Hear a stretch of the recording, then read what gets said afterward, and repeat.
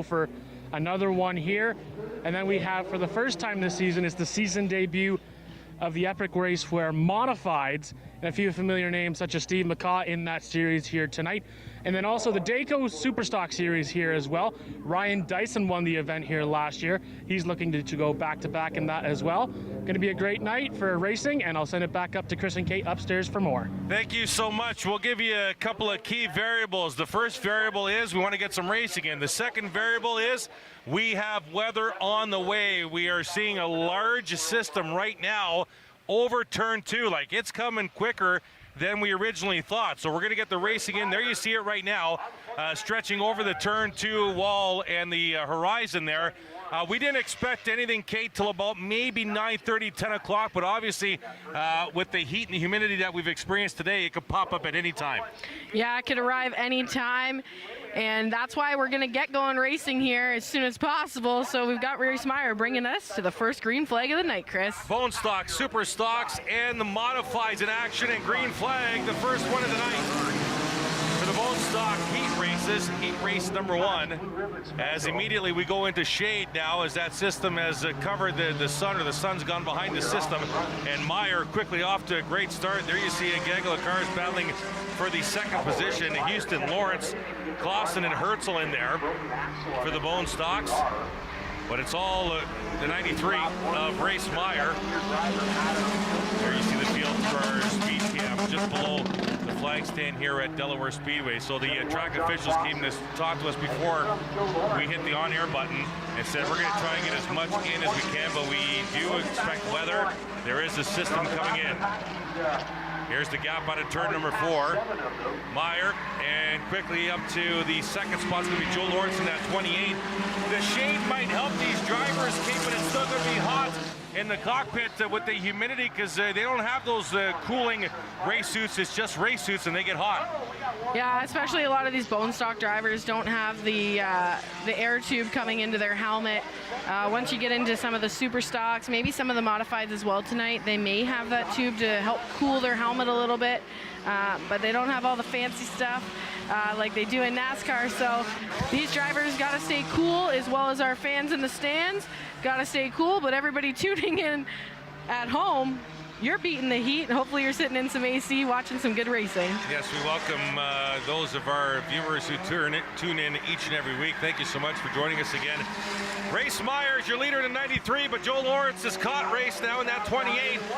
Trying to cross over, a little contact there on the turn 2. We had an incident a lap and a half ago with Boschel in Germany, but they got going and we stayed green. As the leaders go into turn number 3. The 21's Jason Lovey. Haven't seen Lovey for quite some time. And the 21C back in action tonight in the bone stock division. 2 to go this time by. My apologies, halfway. My apologies, halfway. Cross flags in the air from the flag stand. 5 down, 5 to go. Joe Lawrence looks to the high side. That car's handling just about anywhere that Joe puts it. He's got lots of practice on this track. He'll probably be in the late model tomorrow, so why not come out and have some fun in the bone stock tonight? Absolutely. Night 1 of a 2-day weekend here at Delaware Speedway, the APC Late Model Series in action tomorrow, as Kate mentioned, with Joe Lawrence, one of the drivers in the late model class. Meyer in that 93, Lawrence in the 28, down the back. And guess what? Jason Lovey's catching this lead pair just off screen, right side. You'll see him right there, top of your screen, the 21C. Jason Lovey's going to play a factor in this race before it's done. 3 to go, that time by. And Lawrence having issues getting around Meyer, and Lovey's coming in that 21C. Leaders down the back. They have one of their back marker traffics to deal with. That's the Black 7 coming up of Jeremy. They might catch him on the backstretch next time by. 2 to go at the line. Side by side for the lead. Contact on a turn 4. They're still banging at the line. Lawrence was turning left. Meyer was turning right. And Lovey was driving straight. Here's Lovey. More contact on a turn 2. Oh, Lawrence and Meyer, they won't leave each other alone. Wow, great save by the 28 of Joe Lawrence. Had that thing right sideways, able to save it and remain in second place. Benefactor on a turn 4, though, Kate. It's going to be the 21C. White flag on the speedway. It's Jason Lovey out front. Lawrence and Meyer might have some words back in the pits, Kate, because they would not let each other go from turn 4 to turn 2. Exchanging sheet metal. Jason Lovey into turn 3. 2 turns to go for the leader.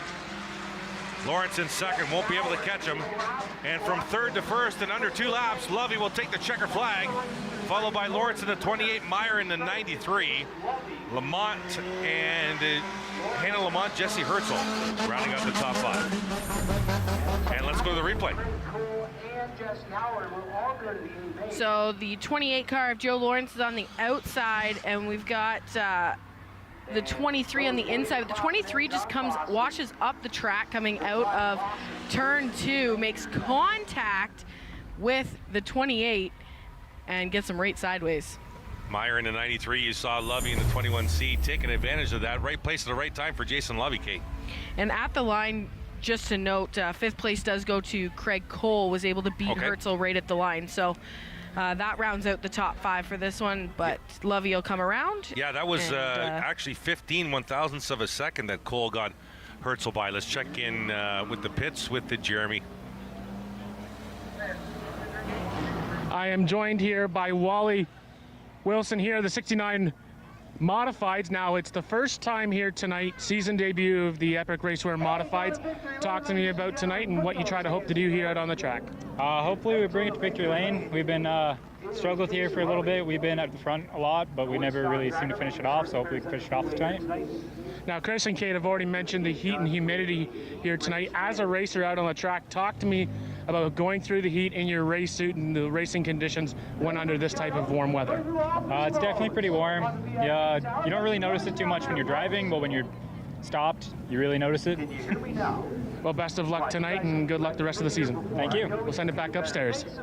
Gentlemen, more racing to come. Other side of the break. Delaware Speedway Racing on Rogers TV, presented by Ray Cullen Chevrolet.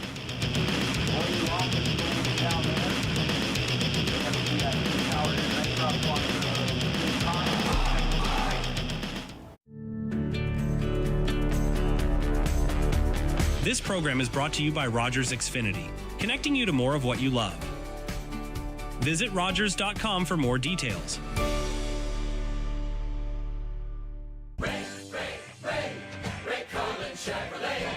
Ray saves you money, and that's the key on Chevy, Buick, GMC. Ray Cullen Chevrolet. You should drive by Ray today. I'm Wendell Clark with a word about winning. We all know it takes a team effort in any sport and with any challenge. You can be a part of the winning team that shuts out impaired driving. Whether you're out on the town or just hanging out with friends, drink responsibly. Always have a plan for a safe ride home for yourself, your family, and your friends. You'll be helping to shut out impaired driving. Visit ArriveAlive.org to find out more. Arrive Alive. Drive sober. Welcome back to Delaware Speedway, brought to you by Ray Cullen Chevrolet. Oh, we definitely are not going green right away. Just saw the caution on the speedway, so I think our pace car is going to come back out. Maybe precipitation in turn 2. I didn't hear anything like rain, did you? I didn't hear rain or anything like that. I don't know if they're having troubles getting the grid sorted out on the track. Because we're still quite a bit of time away from that system over turn 2 even getting on top of us. We have blue skies right above us. So maybe the lineup wasn't correct. So, but we've definitely got Cassie Howard on the inside of the front row. Jennifer Hatch is on the outside. 51 of Jordan Morris, so he looks like he's piloting a different vehicle tonight. The 11 of Rob Wollaston. 1 Starrett Racing, 48 of Jack Dixon. Joe Kicks is in this race. The 19 of Michael Verburn, 99 of Chad Peru. Ian Levesque is in the 10. The 25 BT is Adam Generu, and the 97D is David Rockwood. At the back of the field, we've got the 26 of Nathan Rea and the 93 of Brady Udman. sit back, relax, strap those seatbelts on, folks, because our very own Kate Friel is going to call this race for us. Kate, it's all yours. Lights are off the pace car as the vehicles head into turn 3. To the A main, everybody else will have to race at the B. Pace car comes to the pit lane. Starter Aiden has the green flag in hand. Pulls it down, and Howard going to lead us to the green. And the ladies on the front row will bring us to the green flag. Howard on the inside and Hatch on the outside, quickly losing position. The 51 of Jordan Morris, right on the bumper of the 59 of Cassie Howard. We're 3 wide here to turn. We're 3 wide going into turn 3. Chad Bruce on the outside, Woolston on the inside, Adam Generu in that third lane. Yeah, that Len Starrett machine, #1 in the white gates, really come through the middle of the pack. There you see the one right side of your screen battling for the front spots. Yeah, had a great start on the inside, started behind the 51 of Jordan Morris. As they head down the back stretch, it looks like they're going to take the 59 of Cassie Howard on the outside, making that groove work for them. It looks like they're starting to train. The Starrett Racing machine goes through too, as well as the 48 of Jack Dixon. Those front two were able to get past the 59 machine a little bit faster, but we've got a slow car, the 12 of Joe Kicks on the front stretch. Kicks able to make it to the inside and gonna go to the hauler. Wonder Bread car looking a little stale right now. Yeah, Starrett Racing machine to the inside of Jordan Morris. That was bad. I'm sorry. That was awful. That was awful. Battle for the lead out of turn 2. The one of Starrett Racing is on the inside, Morris on the outside. It looks like the one's gonna take him over, but look no further. Here comes Morris on the outside. Morris gets a little bit loose coming into turn 4. Down the front stretch, it'll be the one of the Starrett Racing stable able to take the lead that time by. Slow car in the backstretch, can't really get a number. It's a 3-dimensional number on the side door, but we have a car retired. I think You it's got a the number on that? 99 of Chad Peru. No, Peru's on the backstretch. I thought that as well, Kate, but then I looked and found Chad on the track. 93 of Brady Udman. Starrett Racing machine has gotten car lengths of Jordan Morris, but look to the inside of Morris is the 25 BT of Adam Generu. Thank you. And I think that's Len. I think that's Len behind the wheel in the #1 tonight. He raced last week. I'm going to assume he's back. So I might. Well, let's just call it Len Starrett until we get called differently, I guess. Or we'll just say Starrett for now. Generu to the inside of Morris. Morris is making that groove work for him on the outside. Generu got a little bit loose coming out of turn 3. And at 51s, that's Jordan Morris from the V8 stock, isn't it, Kate? Yeah, Jordan Morris has also ran that 97 a couple times, which is being piloted by David Rockwood. Rockwood is able to win the Bone Stock race at Grand Bend Speedway, looking to add another checkered flag to his collection. That's right. That's sweet. We've got Starrett, Morris, Rockwood, your top 3. We've got 2 to go to the leader. Starrett machine just needs to stay clean for the rest of this race. Has a nice gap on the rest of the field. Yeah, the one looks pretty stout so far this evening. See Rockwood and Generu on your screen. Generu's getting a really good run out of turn 4. We've got 1 to go on the speedway. Generu to the outside of Rockwood. There's the one of Starrett Racing. Looks like they've got a nice lead.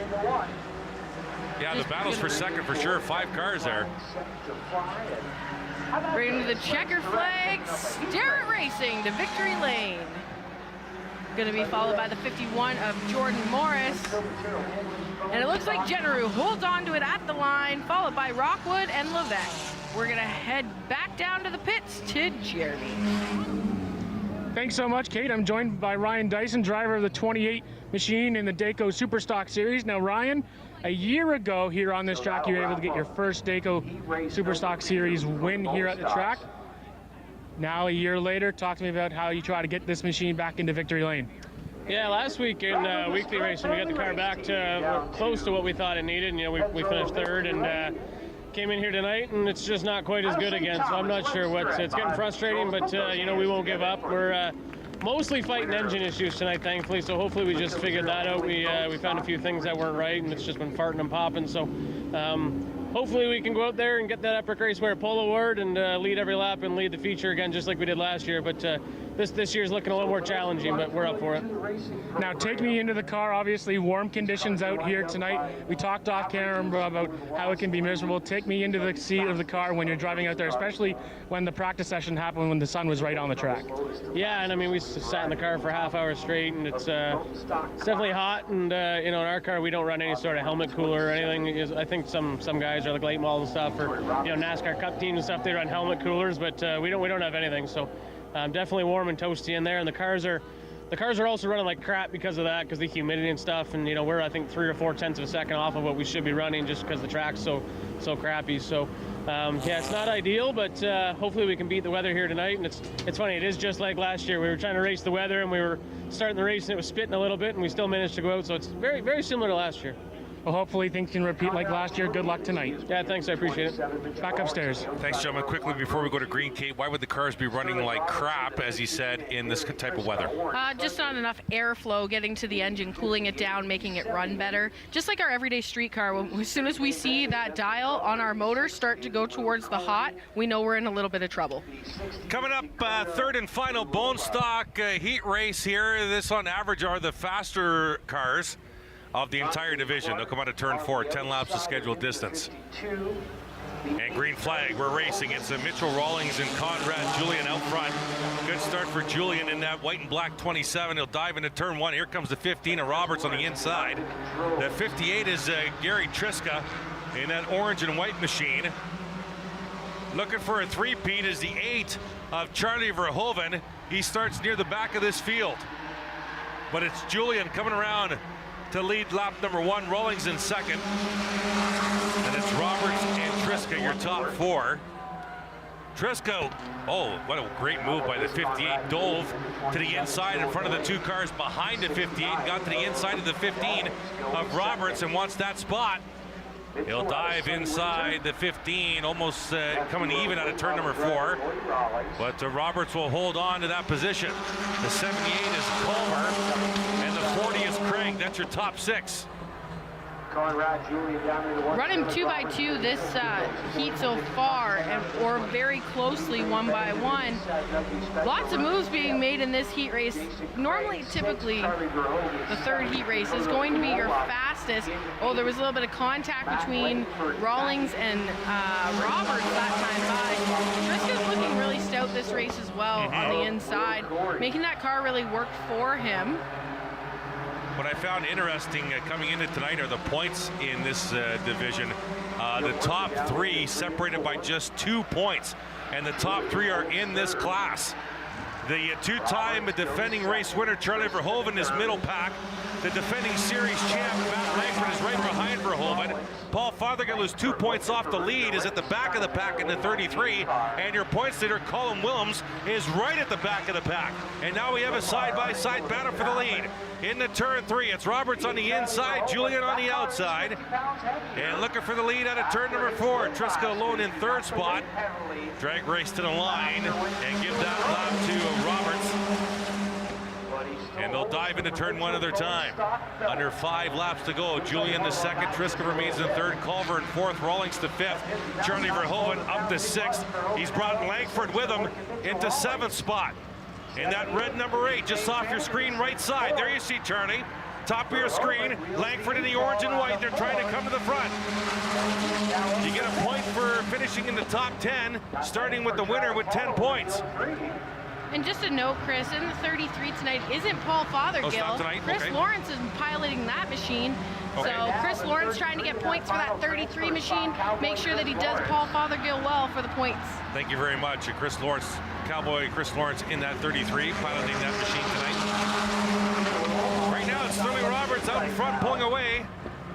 Big gaggle of cars. That's the battle for third. Triska 58, Verhoeven in the 8, Culver 78, Langford 03. All right there. Verhoeven trying to come to the front.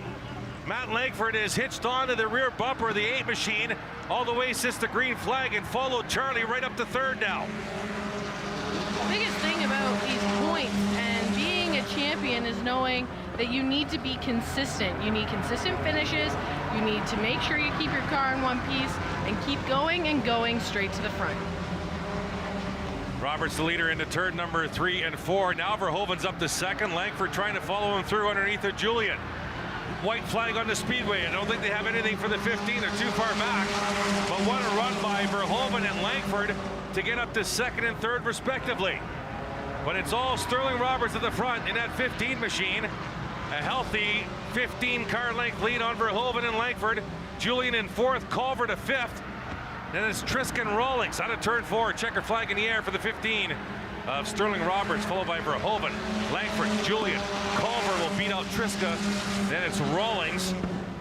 The 52 of Clark, the 40 of Craig, the 33 of Lawrence, the 16 of Luoma, Will Quarry, and the points leader, Colin Wilms, getting 0 points in that heat race. Remember this date down in the stretch run towards the championship for sure. Let's go trackside to Jeremy. Thanks so much, Chris. I'm joined now here by Carson Nagy, driver in the Dayco Superstock Series. Now, Carson, currently you won the last time out at Peterborough Speedway. Obviously here locally at Delaware, currently second in the points. Talk to me about the season so far and what's it going to take to get this car to victory lane tonight. Yeah, we've had a really good start to our year, picking up that win at Peterborough. Had us off to a pretty good start, and then last week at Peterborough, or Delaware here, we had one hell of a race with Trevor Culver. That was a ton of fun, and we got a really good piece under us. We're on with the inventory rule. We're under a bit of a different set of tires we normally run, so we struggled a bit in practice, but I think we got a lot closer, and we'll see what we can do in qualifying to keep it going. Now, last year for the Dayco Superstock Series here, you were chasing a little bit of rain in that race, and we've got a big cloud coming towards us here out of turn number 2. Hopefully it stays dry for us, and talk to me about the car and the conditions here in this heat, because obviously during practice the sun was out on the track causing a lot of trouble. Yeah, it's been hot here all week, and you can definitely feel it. We're sliding around a hell of a lot more than we normally do. Luckily with this cloud cover, I think we'll be pretty good going out for qualifying, but hopefully the rain doesn't come down on us and we can just keep the night rolling, and hopefully we can end up in victory lane tonight.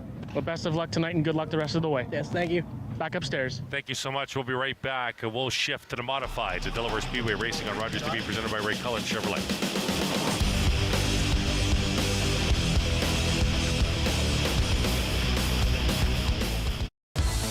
Bring the family to Pizza Hut's all-you-can-eat buffet. Fresh pizzas, pasta, and salads, something for everyone. Great taste, great time, all in one place. Pizza Hut, where family meals are unforgettable. Hey, you want to see a show on Rogers TV that doesn't feature any human stars? Well, you've come to the right place. Watch Crumpet Corner, this brand new show full of laughs and, weirdness, chaos. Welcome to New York. This friend group is honestly a beautiful, hot mess. Oh my God! We're all just here together, trying to make it. I feel like I'm in an insane asylum. It's so important having people to fall back to that you trust and you have love for. Excuse me? You still get money from your dad, $10K a month in allowance. I would not be on the show if it weren't for me. Oh, I love being messy. Next Gen of NYC, all new Tuesdays at 9 on Bravo. Welcome back to Delaware Speedway Racing on Rogers TV, presented by Ray Cullen Chevrolet. And you can show your support for Delaware Speedway with the latest 2025 season merchandise. From classic hoodies and comfortable t-shirts to stylish hats, there's something for every race fan. Whether you're watching from the grandstands or following the action from home, you can shop online anytime at DelawareSpeedway.com. Order now and represent excitement of Delaware Speedway in style. Welcome back. Chris Soares, Kate Friel, top of the tower. I want to thank all of our volunteers who are manning the cameras again for us this evening. Lights off the pace car. Let's go to the modifieds. Kate, we haven't seen these type of cars here in quite some time. Yeah, it's good to see them back. We're happy that they're here. They get a little bit more airflow to their vehicles. In this heat race, we have Ryan Dick, Marshall Schrank in the 22. Name should sound familiar, late model driver. The 3 of Jamie Cox, the 90 of Mark Hampshire, the 69, we saw him earlier, Wally Wilson, the 39 of Brian Batty, and the 4 of Steve McCaw. Oh, contact at the back of the field. I think this is the only heat race. I think we only have 7 cars here tonight. And she mentioned Jamie Cox in that 3 to the inside for second. Jamie Cox, a multi-modified champ here at Delaware Speedway. When I worked here as a reporter, as a trackside reporter, I saw 5 championships. It was a dynasty on the 3 team for the modified. Jamie Cox up to 3rd. There you see him, followed by the 88 of Ryan Dick. And they're doing 10 laps here in this heat race for the modifieds. And your leader is Marshall Schrank. Wally Wilson's up to 4th, followed by Steve McCaw, Brian Batty, and Mark Hamaker. Ironically, Steve McCaw. Oh, problem with the Cox machine. Got really loose on a turn 4. And also checked up Ryan Dick in that 88. But Jamie didn't lose a spot. But can't say the same for the 88 and Ryan Dick losing 2 spots. I was going to say, ironic, the number 4 is Steve McCaw, who's up the 4th spot. Won the last King of the Hill here at Delaware Speedway. There is a King of the Hill scheduled for tonight. We're not sure if we're going to get it in or not. Depends on Mother Nature, but Steve McCaw running in the 4th spot. It's all Marshall Schrank up front. There's the 3 of Jamie Cox. And a replay here, Kate. Yeah, second car. Watch the screen gets loose in turn 4. That's what the checkup was on the 3 machine of Jamie Cox. And they'll work the backstretch. 5 down, 5 to go here. Watching open wheel modifieds here at Delaware Speedway. Used to be a pretty good division quite a few years ago, as a matter of fact. Averaging anywhere from 12 to 14 modifieds on a weekly basis whenever they were scheduled. Schrank will lead another lap out of turn number 4, 3 to go this time by. Jamie Cox in 2nd, Wally Wilson in 3rd. And it's Ryan Dick, Brian Batty, and Mark Hamaker.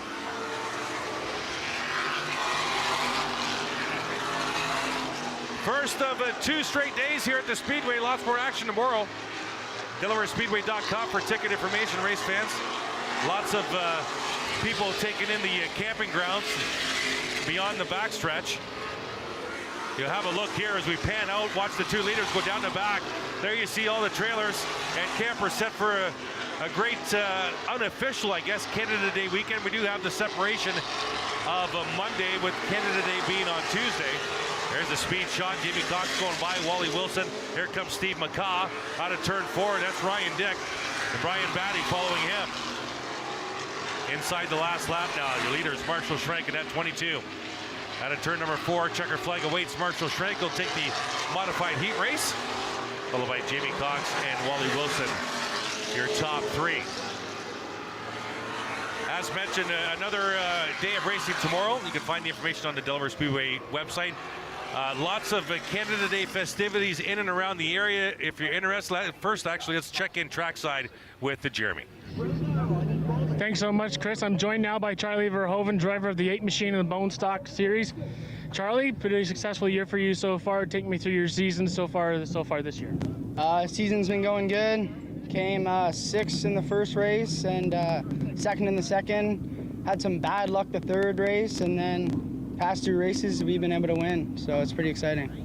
Well, obviously trying to make it 3 in a row tonight. What's going to be the key in this hot weather to try to get this car back into victory lane for a 3rd straight race in a row?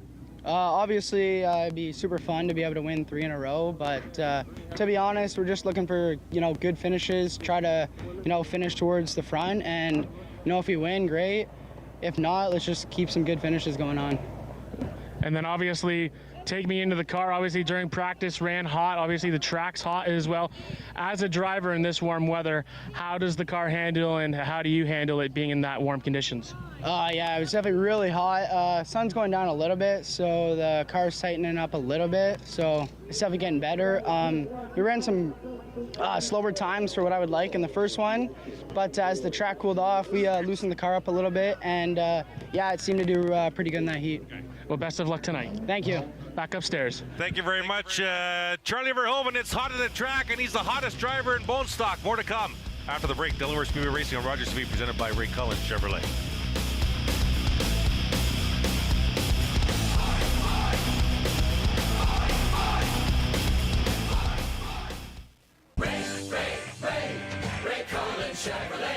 Hi, I'm Steve McCaw from Ray Cullen Chevrolet. Welcome to the 2025 race season. From the Ray Cullen Chevrolet family, we are excited about another great year. Hi.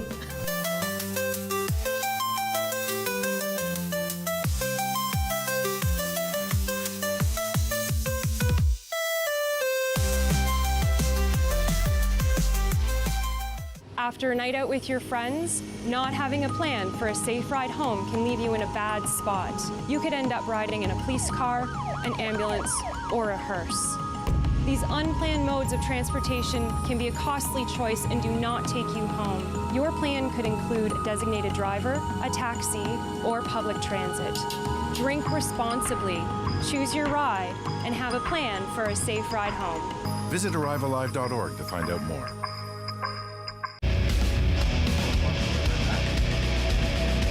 Welcome back to Delaware Speedway Racing on Rogers TV, presented by Ray Cullen Chevrolet.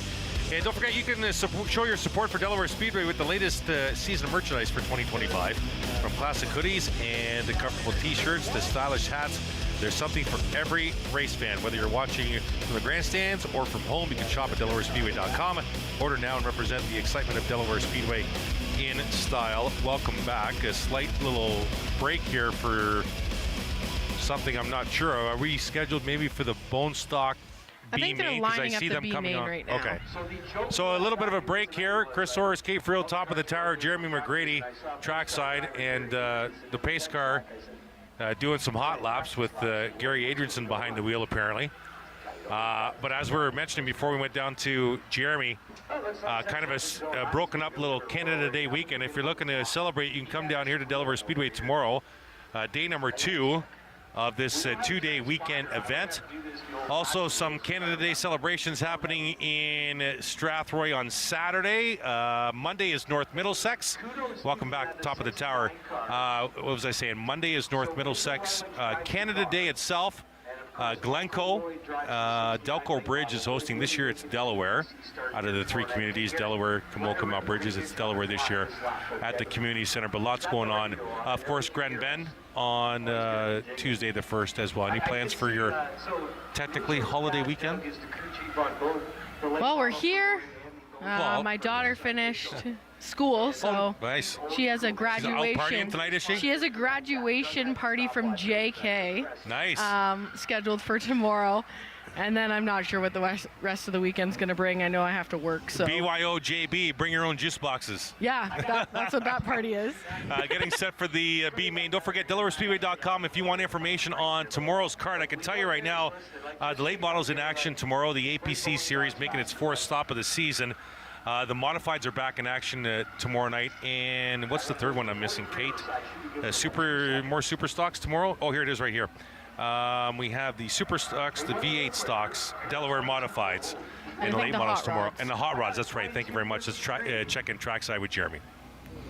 Thanks so much, Chris and Kate. I'm joined now with Matt Langford, last year's Bone Stock champion. Now, Matt, currently tied for the lead this year. Talk to me about your season so far and what's it going to take for you to get this 3 machine back onto victory lane tonight. I mean, it hasn't been the big splash that we had last year. You know, we're picking off top 5s and 10s, so nothing too exciting, but we're keeping the car in one piece, parking it on the trailer the same way every night. So if you want to run for the championship, you just got to stack those top 5s and 10s, and to finish first, you have to be there first. So.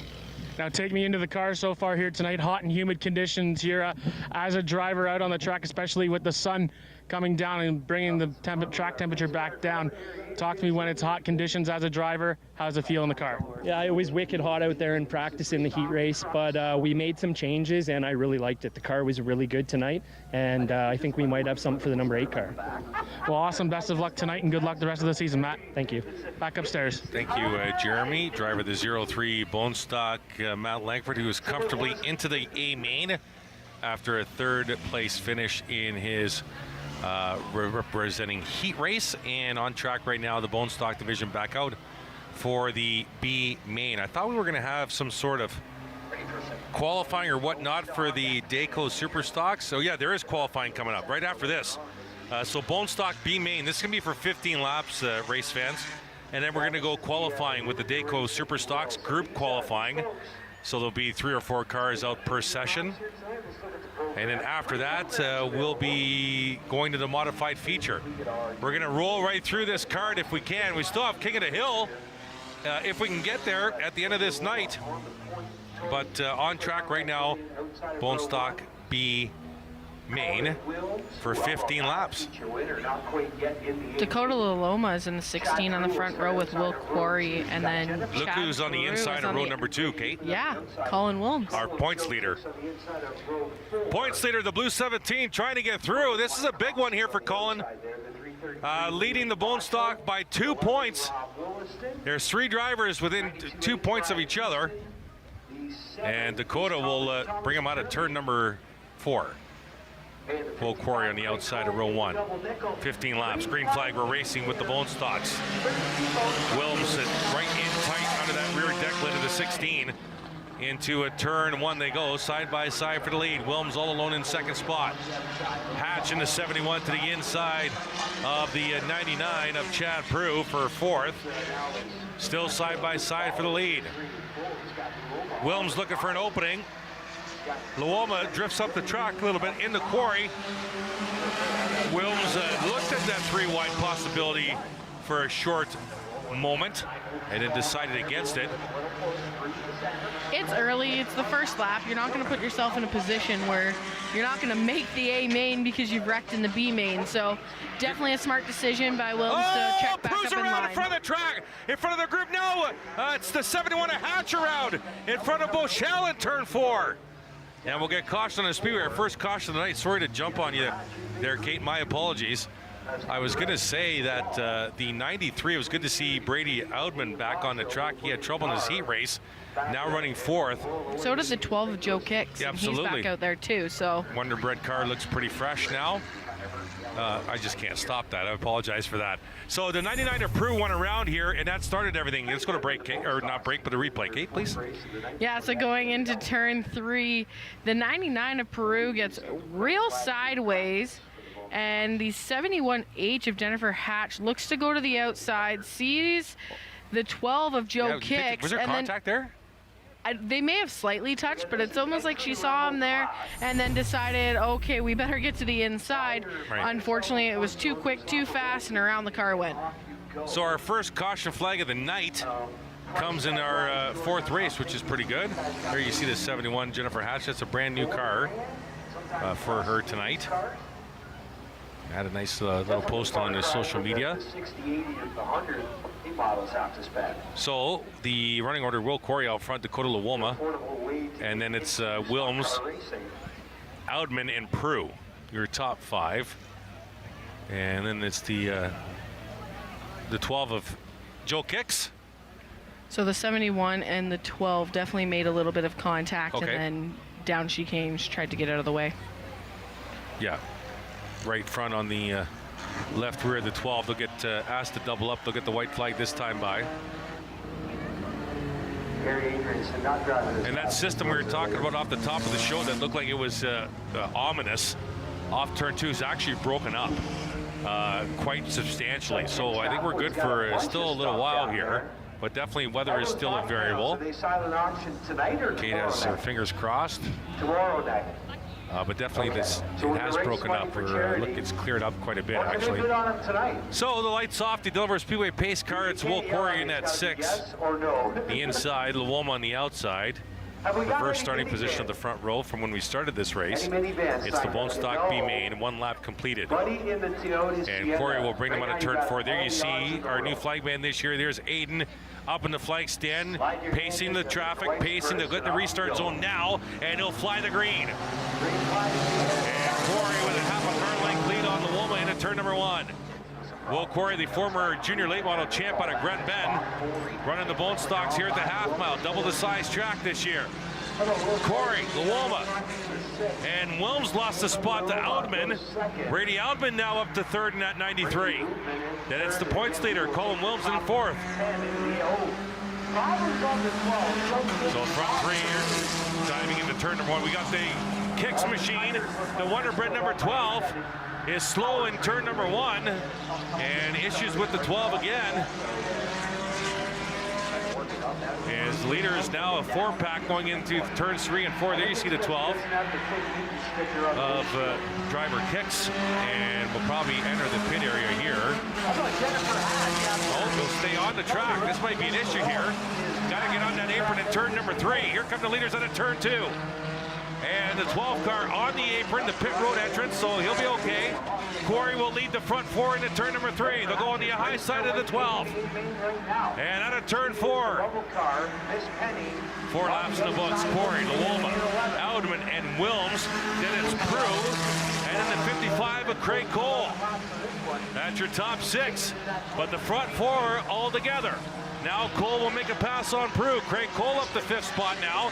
He's got 3/4 of a straightaway to catch up to the lead quartet. Bone stock B main. Corey, Luoma, Audman, Wilms. Still in that running order. Through turns 1 and 2. Now Wilms looks to the inside. Right hand of your screen. On the inside of the 93 of Audman, just off screen. There they are. Into turn number 3, and Wilms needs to back off a little bit, allowing the front 2 to actually get away a little bit. Corey and Luoma. And defending that successfully was Brady Audman in that 93, and he'll remain in the 3rd spot. So top 10 going on to the A main. So Jennifer Hatch has raced her way back up to that spot. It's only going to knock 3 vehicles out of this race. Yeah, Jennifer Hatch has just over half a straightaway lead on the 22 of Sarah Lawrence. So right now, Hatch comfortable in that final transfer spot, and Corey's gotten away from Luoma for the lead here down the back. And Luoma kind of falling back into the clutches of Audman and Wilms again. Out of turn 4, 7 to go this time by. You're watching the bone stock B main. Top 10 will transfer to the A main feature. Right now, the transfer spot, the final one, belongs to the 71 of Jennifer Hatch. Very comfortable in that position, barring a caution flag. A full straightaway ahead of the 11th place machine. 93 goes to the inside of the 16 of Dakota Luoma. At the back part of your screen there, it's a race for 2nd. Craig Cole all alone in the 5th spot, and it's a Prue. And in the 333 of Liam Boschel. Corey coming up on some traffic, about a half a straightaway ahead of Will. 5 to go this time by. There's Luoma in the 16. Audman in the 93. The blue car is your points leader. That's Colin Wilms trying to advance out of the B main very comfortably in a good transfer spot right now. 71, that's John Clausen. Thomas Jeremy in the black 7. That is 8th and 9th respectively. Corey to the high side of a back marker car. Good battle for the 2nd spot. Luoma, Audman, and Wilms. 4 to go. Still no issue for Jennifer Hatch in that final transfer spot in 10th. Over a straightaway lead on Sarah Lawrence. And a good scenario for Hatch, because Sarah Lawrence has been lapped just now by the leader. So if a caution was to fly right now, Lawrence would be a full lap behind Hatch in that final transfer spot. So Jennifer Hatch in a very, very comfortable position right now to transfer to the A main. Luoma and Audman out of turn 2 and down the back. Wilms just about a car and a half behind the 93, just off screen. There's Colin in the blue. 2 to go this time by. For the leader, Will Corey in that 6 machine. That's Luoma, Audman, and Wilms. Get back to turn 4 for the 55 of Craig Cole, a full straightaway behind that battle for 2nd. Good run by Audman out of turn 2, closes right in on the 16 of Luoma. Corey coming around to see the white flag. White flag on the speedway for Will Corey. Audman looks to the inside of Luoma out of turn number 4. Dakota trying to shut the door here. And they'll dive into turn 1, and Dakota will do just that. We'll close the door on the 93 of Audman, and Wilms right there. Good battle for 2nd down the back. It's all Corey though. 21 car length lead through turns 3 and 4. And checker flag awaits. Will Corey in the 6 will win the bone stock B main. Followed by Luoma, Audman, Wilms. That's your top 4. We're looking for our top 10 here. Out of turn 4 comes Cole. Comfortably in. The 333 of Boschel. The 99 of Prue in 7th spot. And here comes the final 3. It'll be Clausen, Hatch, and Thomas Jeremy. Jeremy getting the 10th and final transfer position for the Bone Stock A main. And when we come back from break, we'll head to our Dayco Superstocks group qualifying on the other side of the break. It's Delaware Speedway Racing on Rogers TV, presented by Ray Cullen Chevrolet.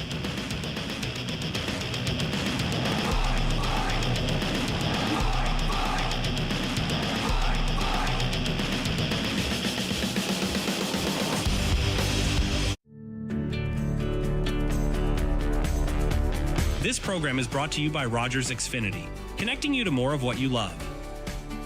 Visit Rogers.com for more details.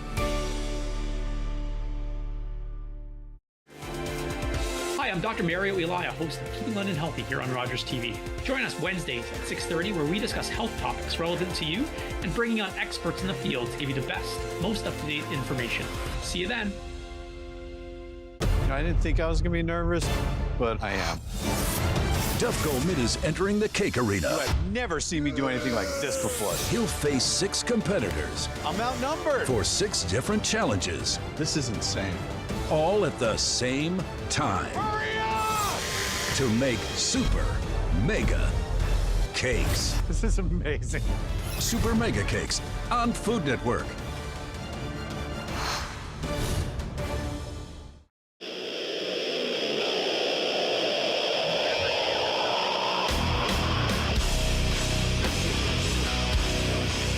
Welcome back to Delaware Speedway Racing on Rogers TV, presented by Ray Cullen Chevrolet.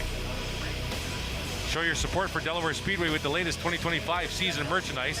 From classic hoodies and comfortable t-shirts to stylish hats, there's something for every race fan. Whether you're watching from the grandstands or following action from home, you can shop online at DelawareSpeedway.com.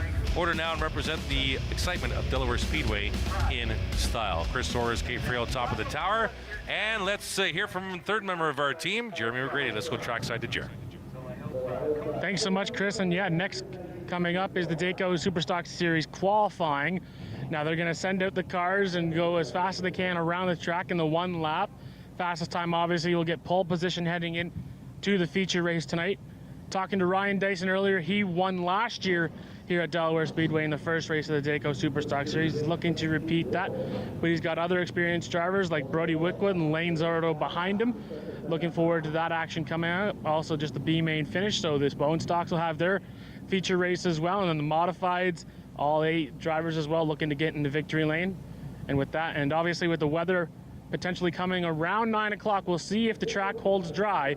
But other than that, I'll send it back up to you guys upstairs for more. Jeremy, we're going to keep you on just for a second. How is downstairs as far as heat? Do you see a lot of focus from teams or whatnot on staying cool and staying hydrated? Yeah, certainly. I'm seeing a lot of fans being blown onto the tires, onto the engines. Obviously, if the drivers that I've talked to so far tonight have mentioned how sticky it is inside the car, and they've all had to make adjustments as they've been real loose out on the track. So they've made some adjustments with their cars and with the tires, trying to make sure that they get there. As obviously Ryan Dyson mentioned, that their timing on their laps not as normal as they are, a few seconds slower than where they'd like. So obviously they make those style adjustments in this heat. Luckily enough, the sun has gone behind the clouds here behind turn number 2. So the track will certainly cool down a few degrees, but obviously with the pending rain that may or may not come on the track, we'll see how much more racing we have in store tonight. All right, thank you, Jeremy. Appreciate it. Stay cool down there. Of course, Kyle behind the camera, accompanying Jeremy throughout the pits, doing a fantastic job. Is set for group qualifying now here in the Dayco Super Stocks. Looks like problems for the 36, Kate, getting a push on the backstretch into the pits. That's not good for Nagy. No, that team has been fighting that car today. It's reverse time from practice qualifying. So the slower cars in practice will be qualifying in group qualifying first. The 36 has been chasing that car so far today. Getting a push to the trailer is not what you want to see. Hopefully they can get something going for future race time. All right, so on the track we have the 7 of Pete Vanderwist Jr. They're coming around for their first session. The 8 is Kuykendall.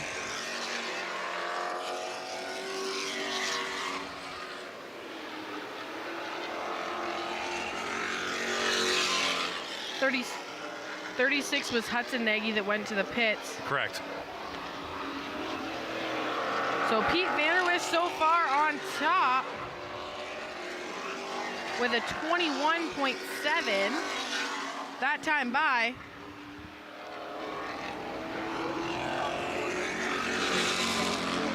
Also on track, Colton Evernham in the 48.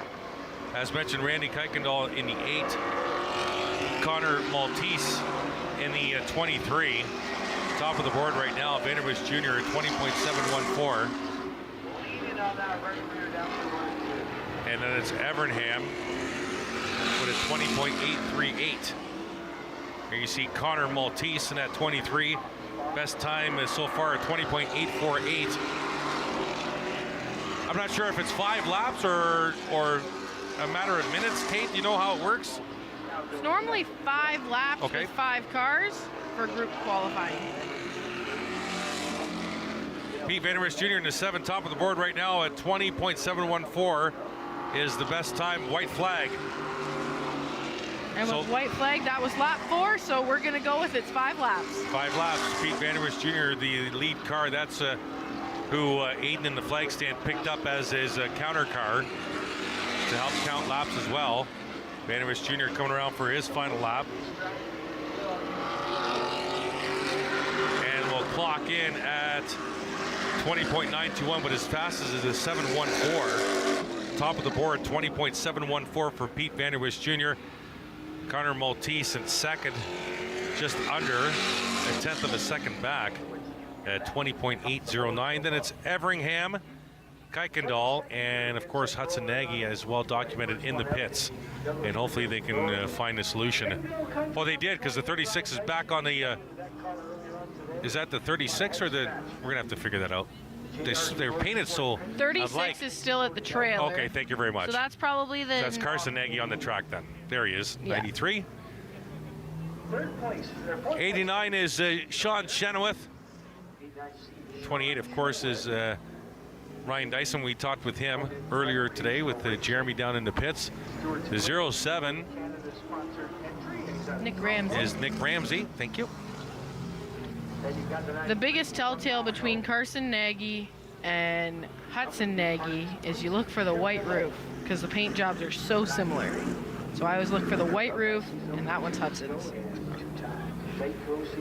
So getting set for group number 2 qualifying.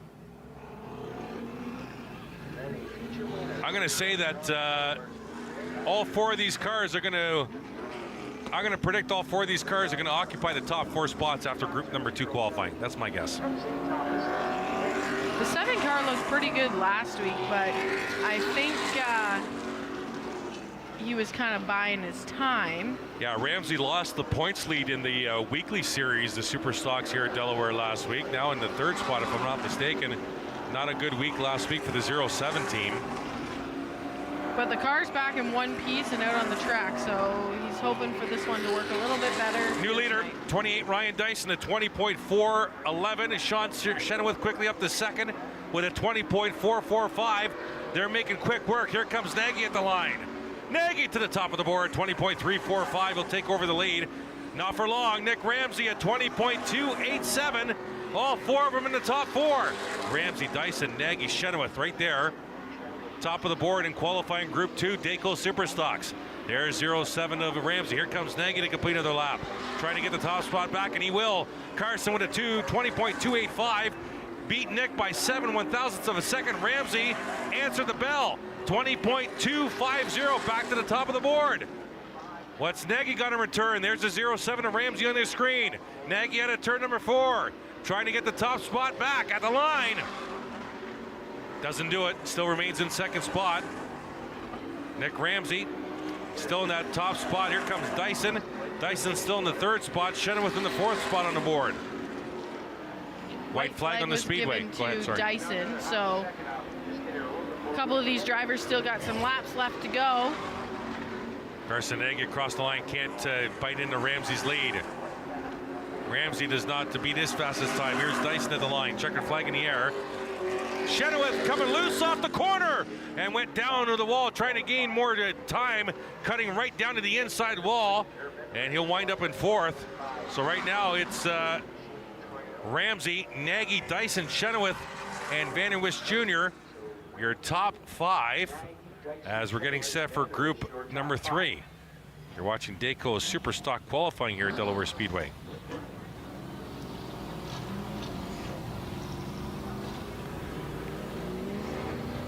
Final groups rolling out onto the track. You see Lane Zardo in the 36, Darrell Lake in the 77. The 00 is Jay Cox. We saw Jamie Cox in the modifieds. There's Jay in the 00. And the 00 team occupying our VIP lounge just below our broadcast position. All supporting Jay and 00 t-shirts on. There's the 77 of Darrell Lake. And last but not least, but also in this qualifying group, will be the 83 of Brody Rickwood.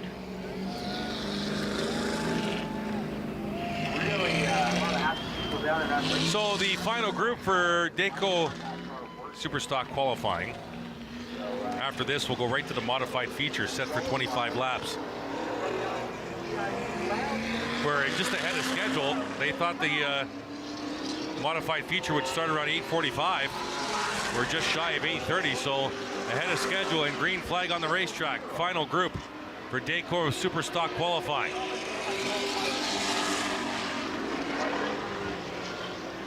First one to get the green, I believe, was Lane Zardo in the 36. Yes, it was. So the 36 is the count car here.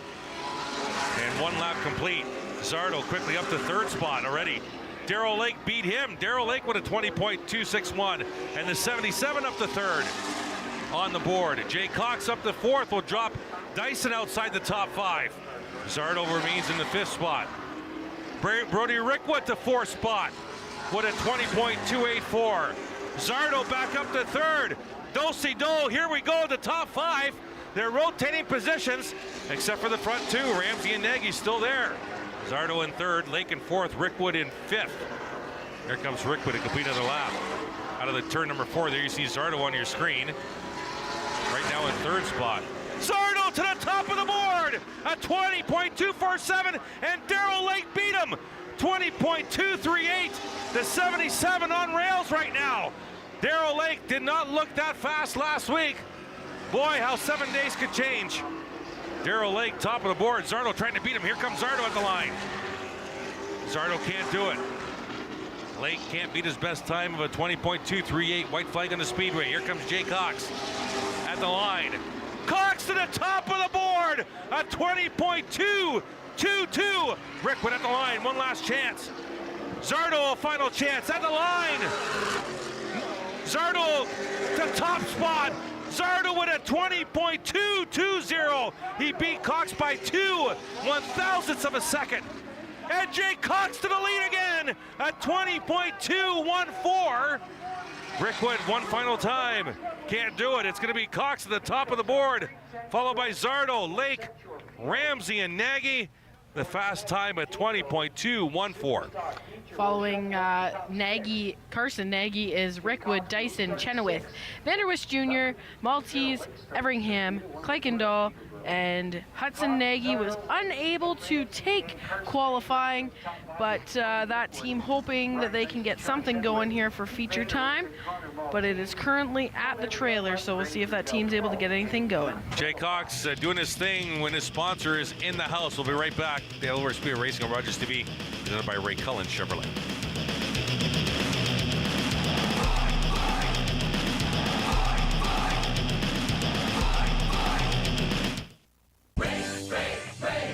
Ray Cullen Chevrolet. Ray saves you money, and that's the key on Chevy, Buick, GMC. Ray Cullen Chevrolet. You should drive by Ray today. In The Paint Box, host Jane Roy puts a spotlight on various aspects of the vibrant visual art community in the City of London. The Paint Box, Mondays at 5:30 p.m. After a night out with your friends, there's always options for getting home safely. You could call your BFF, your mom or dad, whoever you can count on for a safe ride home. You could call your favorite cab company or 1-888 taxi guy. Or you could use the Arrive Alive smartphone app to help you choose your ride. Be it a friend, transit, or taxi, getting home safely is app easy. Now available for iOS and Android devices. Visit arrivealive.org to find out more. Arrive Alive. Drive sober.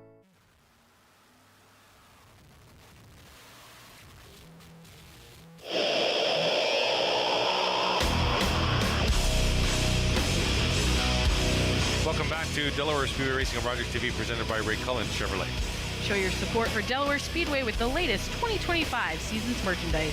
From classic hoodies to comfortable, stylish t-shirts and hats, there's something for every race fan. Whether you're watching from the grandstands or following the action at home, you can shop anytime at DelawareSpeedway.com. Order now and represent the excitement of Delaware Speedway in style. There you see our friend Chris down trackside, and there you see us. Happy, what do we call this weekend? Happy Broken Up Canada Day weekend. I know a lot of people, including myself, have Monday off, which is nice.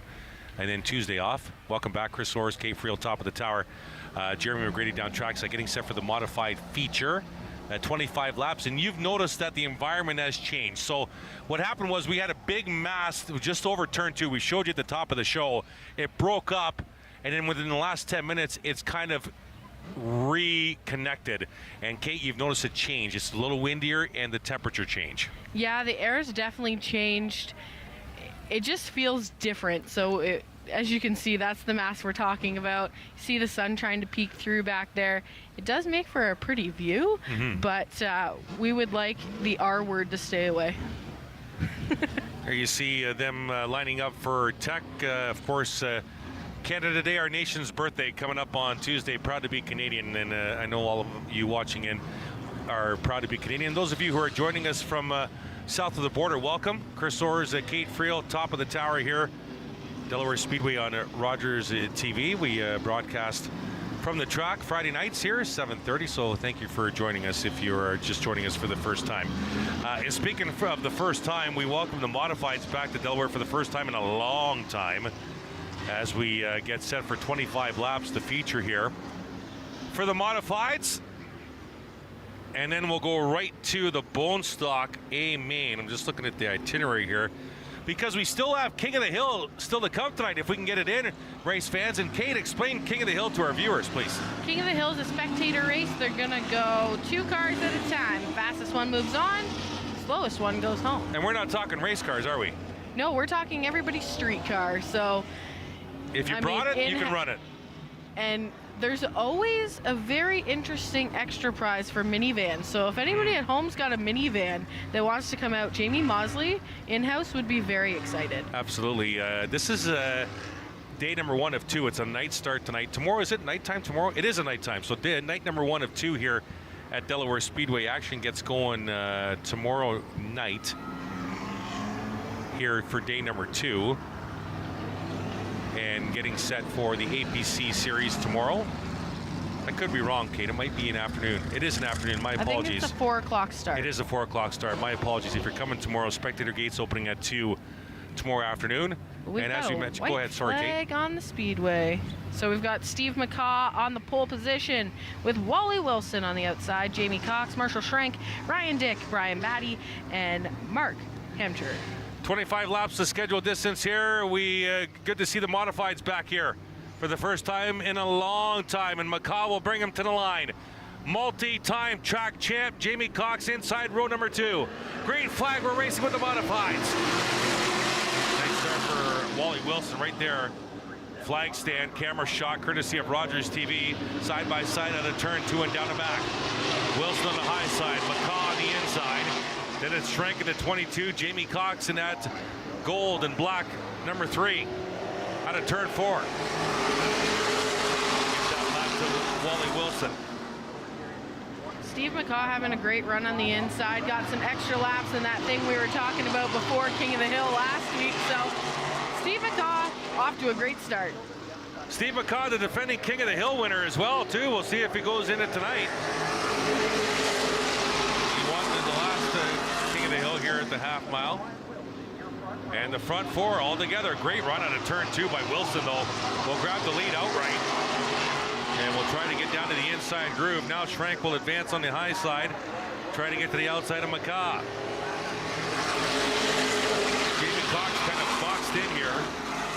in that 4th position. Great run by Schrank on the outside. Now Jamie Cox sees what's going on, so he'll go to the outside of Steve McCaw. Steve McCaw got a little loose coming out of turn 2.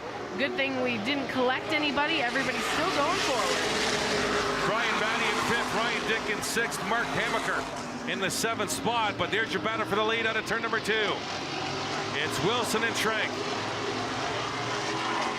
Still lots of time to go if you are a Jamie Cox fan.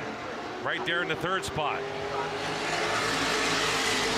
And that car, for those of you watching at home who have watched Delaware Speedway racing for quite a few years, that number 3 Canusa machine hasn't changed a bit. Still has the sponsors, still has the paint job, still looks in great shape. Jamie Cox in that 3 multi-track champ.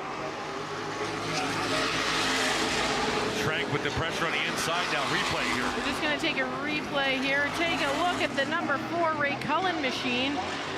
Watch going into the corner. They're side by side. There's no touch, but you're going to see a wiggle come out right here. We start to slide. You see the back end. It wiggles a little bit. The 22 doing a great job staying off of the 4 car so everybody's still rolling. Jamie Cox trying to advance on the high side, and if you know Jamie and you've seen him race for years, you know the 3 car loves to go to the outside here at Delaware Speedway, and he's showing why again as he'll grab the 2nd spot now, courtesy of the high groove around the half mile. Wilson, Cox, and Schrank are top 3, and that 3 machine just gets a great run on corner exit in turns 2 and 4. 25 lap feature for the modified, 16 to go at the line. Wilson, Cox, and Schrank. Now what does Cox do with the 69 machine? He really goes aggressively into the corner before hammering on the brakes. Does the 3. And he might have to go to the outside. Wilson might force him to go to the outside. You want to pass me, Jamie, you got to do it on the high side here. Wilson's doing a great job, though, protecting the high side as well, making sure that he's running his line, but also taking away from any opportunity of Jamie Cox, sorry. Modified feature here on Rogers TV from Delaware Speedway. The track completely in shade now, and it's cooled right off. We have a system not too far off right now, so we're trying to beat the weather and trying to get as much in as we can. Halfway for the modifieds. That time by Wilson, Cox, and Schrank. Your front 3. McCaw about 6 car lengths back. Oh, there's the move. Jamie Cox to the inside, saw the move, and will take it. Gets side by side with Wilson looking for the lead. Jamie Cox on the inside, Wally Wilson on the outside. And Jamie Cox, new leader in Canusa number 3, will grab the lead on the turn number 2. You really saw Jamie setting that up. He went a little bit lower in 2, coming out of 2, was able to get a good run down the backstretch and dive to the inside. Great job by Jamie Cox. Leaders in the turn number 1. There is Jamie Cox. Wally Wilson in 2nd, then it's Schrank and McCaw, your front 4. Ryan Dick up to 5th now in the 88, and it's Brian Batty and Mark Hamaker. Jamie Cox, you're used to seeing the number 3 modified at the front of the field. He battled for many, many years with the Bear, Barry Watson. Replay, Kate. This is that pass for the lead that I was just talking about. That great run coming out of 2, dives to the inside. Going into 3-4, was able to stay on the inside, make that work for him. Forwards Wally Wilson to the outside. And Jay Cox is your leader.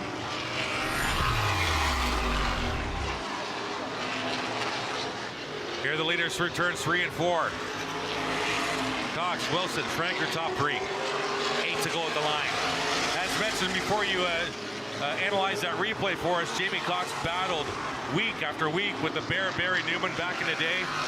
What a great racing rivalry those two had in the open wheel modified division. And Jamie Cox trying to get back to victory lane here at Delaware Speedway to add to his mantle of wins here at the half mile. And stretching the lead out to about 6 car lengths lead down the backstretch.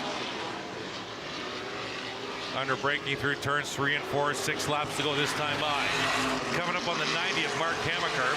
There's the battle for second. The 69 is Wilson. The 22 is Schrenk.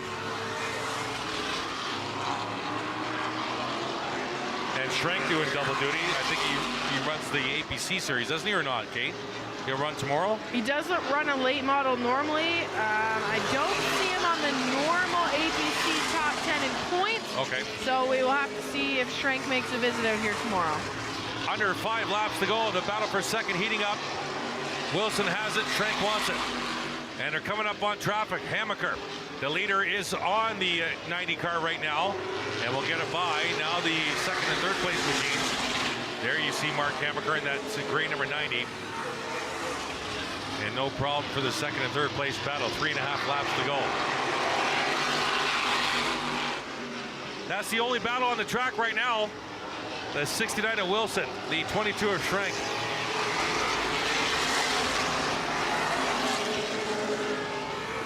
And 3 laps to go here for the 30 of Jamie Cox. There you see Wilson and Schrenk down the back another time. No issue with McCaw in 4th spot. They're there to settle this battle for second on their own. Jamie Cox, 2 laps to go at the line. He'll dive into turn number 1. The Fable, the black and gold, the Canusa number 3 at the front of the field. Then the 69 of Wilson, the 22 of Schrenk. Marshall looking to the inside. Wilson giving him room. Schrenk right there now trying to get there, and Wilson with a good run out of turn 4. Will keep the spot. 1 lap to go for the 3, my apologies, of Jamie Cox. Out of turn number 2 and down the back. He's been to Delaware Speedway victory lane hundreds of times. He's a multi-track champ in the modified, and he'll get another checkered flag tonight. The winner, number 3, Jamie Cox, at the line in the modified division. Wilson will finish second, followed by Schrenk, McCaw, Brian Dick, Brian Batty, and Mark Hamaker. And we'll hear momentarily trackside from the winner. There you see him in the 3, Canusa, Jamie Cox, and the wind has picked up here at the track. Still dry. We'll knock on some wood here to keep racing as much as possible. Pretty sure Jordan Mosley might make this a quick interview tonight. We'll have to wait and see as Jamie will pull up to victory lane. Good to see that number 3 back in victory lane here. More of a black and off orange, not gold, my apologies. But the sponsor is still there, the paint job's still there. Great to see that modified. And they'll wait for Jamie to unbuckle. Up next will be the Bone Stock A main coming up for 25 laps. After that, the Dayco Superstock Series feature. And we still have King of the Hill. And all Mother Nature dependent, if we can get it all in. Multi-track modified champ Jamie Cox wins the feature tonight at Delaware Speedway. And set to climb out of that 3 car. Here he comes. And very happy, and the fans giving him a hand. Let's go trackside to Jordan Mosley. Stranger down here. Walk me through that one. Yeah, Wally was pretty good. I just had to wait for the right time to be able to get around him, and then I'd just be smooth. How do you use this to take momentum into tomorrow? Hopefully we can learn a little bit. The car still wasn't 100%. It was good, but not 100. We'll have to do a little bit of work, hopefully, for tomorrow and see what we can do tomorrow. And who do you want to thank here? I want to thank APC, Canusa, and the Yovu people up here. And I want to dedicate this one to Ivor. An excellent run down here from Jamie Cox, a phenomenal finish. Emotional Jamie Cox. There you see the weather coming. We're trying to get everything in. We'll be right back. Delaware Speedway Racing on Rogers TV, presented by Ray Cullen Chevrolet.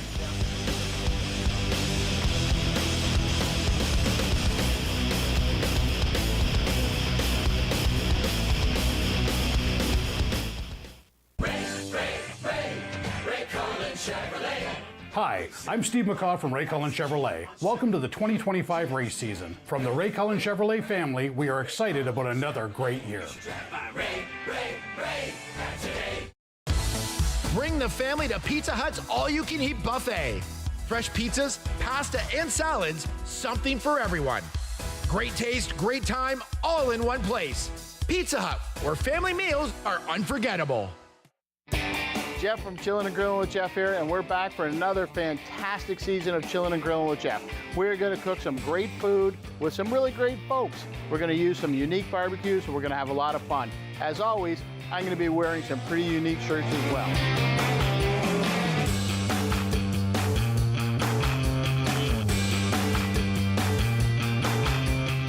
Watch Chillin' and Grillin' with Jeff Thursdays at 7:30.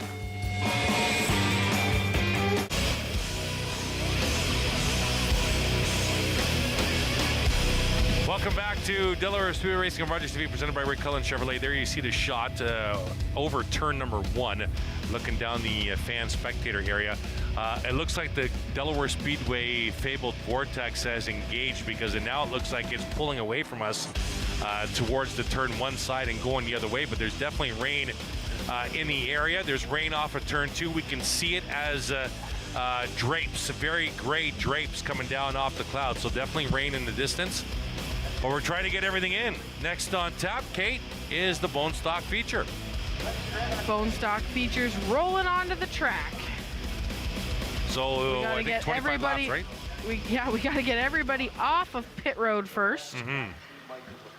This is a huge race for one particular driver, and that is the Blue 17 of Colin Wilms. Leaving the pit road just now. The front of the field is stopped in turn number 4. The points leader has some work to do, race fans. There are only 4 cars starting behind, my apologies, 5 cars starting behind Colin Wilms. There is Colin in the 17. A ton of work to do, Kate, coming from the back of the field. Well, and that's what they talked about. They talked really about the consistency if you're running for points. You have to make the A main almost in the heat races in order to make sure you're closer to the front and you don't have as much traffic that you have to get through. When you have to go to that B main, you've got to start further back. It's a lot harder to get back to the front. So very interesting to see how that 17 makes moves through this field. Another storyline to watch. Going for the three-peat, the 8 of Charlie Verhoeven, starting inside the top 10. And to be exact, no, I apologize, starting just outside the top 10, starting 12th, outside row number 6. It'll be Len Starrett up front in that one machine, Jordan Morris on the high side. And they're trying to get this race in. Definitely rain in the area. But right now, we're dry and ready to go. Looks like hopefully we'll get the white flag this time by. We'll wait and see. They're trying to get the field all sorted out here. I'm sure Aiden in the flag stand wants to get this rolling here. They got to wait another lap at least before they get the white. Jason Lovey, one to watch as well. Won his heat race. He's starting middle of the pack. So, and with the 28 of Joe Lawrence. So watch for that 28 and that 21C to come through the pack like a house of fire. And I'm not sure. I think they're trying to figure out the order, but nobody's really moving. Now they're moving. I just saw the switch. Langford went from the outside of row number 7 to the inside, and Julian went to the outside. I think that's where the mix-up was, and I think we might be ready for a white flag this time by. I don't see any other cars switching positions right now. So Bone Stock feature on track, Dayco Super Stock feature still to come, and our King of the Hill spectator race. Can we run King of the Hill in the rain? I know that we probably won't be broadcasting in the rain because we'll be under a tarp and can't see anything. Is the tarp up here? I think the tarp's up here. It better be up here. We better check. It is up here. I brought an umbrella, and I'm not opposed here to using a purple umbrella on camera. The umbrella fit 2 people? I don't have an umbrella. Well, I just made sure that I had one for me. I'm sorry. Next time I'll make sure I bring 2. I'm sure you will. I'm sure it'll be top on the list. Lights still on the Delaware Speedway pace car. They had to move the 78, the 17, or the 78 moved up. And I believe I hear they're talking about the 78 at Culver. I think Gary Triska moved to the outside. Okay. So a couple flips that had to be made. So it's a big, big field. There's the white. We have the white flag this time by. And real quick before we go green, I got a couple more birthday shout outs. So getting set for the Bone Stock feature race, 25 laps the scheduled distance here. There you see them under caution speed on our flag stand camera. As the cars get to the backstretch, we'll do it at 200 miles an hour. And it's going to be Len Sterrett and Jordan Morris at the front of this field. Getting set to go, it's going to be Genereux and Rockwood in row number 2, Levesque and Verburn row number 3. Nathan Rea, Jack Dixon in row number 4, Wollaston and Cassie Howard, one of her top starting positions of the season. She'll start outside row number 5. Here we go, 25 laps, Bone Stock Racing set to go here. They'll come out of turn 4. Sterrett will lead them to the line. And green flag, we're running with the Bone Stocks. Good start for Morrison at 51. And watch for a couple of key cars. The red 8 of Verhoeven, the 3 of Langford, the 28 of Lawrence, the 33 of Chris Lawrence. Yeah, you the 21 is Lovey. Go ahead, You Kate. see the 51 cycling back a little bit there. There was a little bit of jump at the line. Didn't really like the start. Had to make sure that he gave back the lead. You'll see it here on the replay. You'll see the 51 getting a push there from the 97D of David Rockwood. So the 51 had to check up there and make sure to give back the lead. Sterrett in the lead, Rockwood challenging on the outside. That one car has been strong tonight. And caution on the speedway. We have a car hard hit on the backstretch. Is that the Lovey machine? I think that's... No, it's the 93 of Outman. Sorry, my apologies. So tough luck on that car today. We've seen it in the pits already once. Yeah, hard hit on the front. Left rear tire is off the machine, and obviously fluid on the speedway. So it'll be a cleanup here after, of course, they check on the safety of the driver. That's number 1 priority, and the window net down. It looks like Brady is okay here, as the Delaware Speedway safety crew goes to work, checking on the driver, cleaning up the spill as fast as possible before it goes down farther on the track. And definitely the 93 out of business here. Hard hit though. I didn't see what happened on the backstretch. I know the 93 was starting in a bunch of traffic. So we co-caution here with 1 lap in the books. There was a lot of 3 wide happening in the middle to the end of the field. Everybody could have just got bunched up. Yeah, there was a lot of traffic on the back for sure. Left rear tire coming off that 93, front damage on that 93 as well. And the Mother Nature has decided, you know what? I think I'm going to let you guys race tonight. The wind has picked up, but it's changed direction. As you look on our cameras right now, blowing to the right. So that's turn number 2, I believe. So wind is blowing down and to the right of that angle right there. So off of turn 1 and blowing it towards the London area and blowing it away from us. So the fabled Delaware Speedway vortex, Kate, is engaged apparently.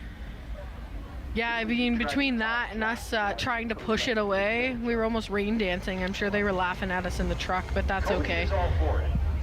Sun has peaked out over turn number 2, but we are still dry and getting dark here. Lights are on around the speedway, of course, as we continue the cleanup on the backstretch. There you see a look. There you see the wind. You look at the flags there, race fans, blowing from turn 1 and up the hill and away. So blowing that system kind of away from us now. It was coming at us from the turn 2 direction. And now it's shifted and blowing away from us over turn 1 and away. So right now we're still in pretty good shape here at the Speedway. And we'll be right back. We remain under caution. Bone Stock feature, more to come. Delaware Speedway Racing on Rogers TV, presented by Ray Cullen Chevrolet.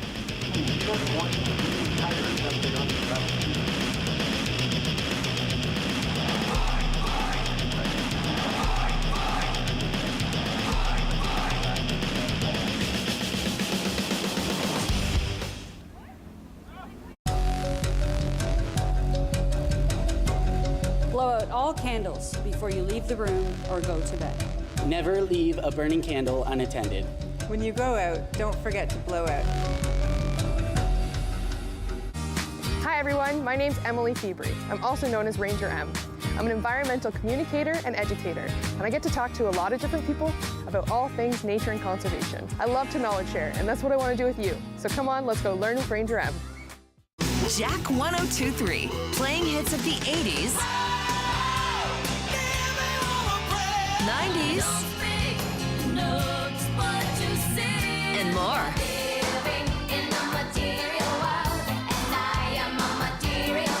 So you can have the time of your life again. And again.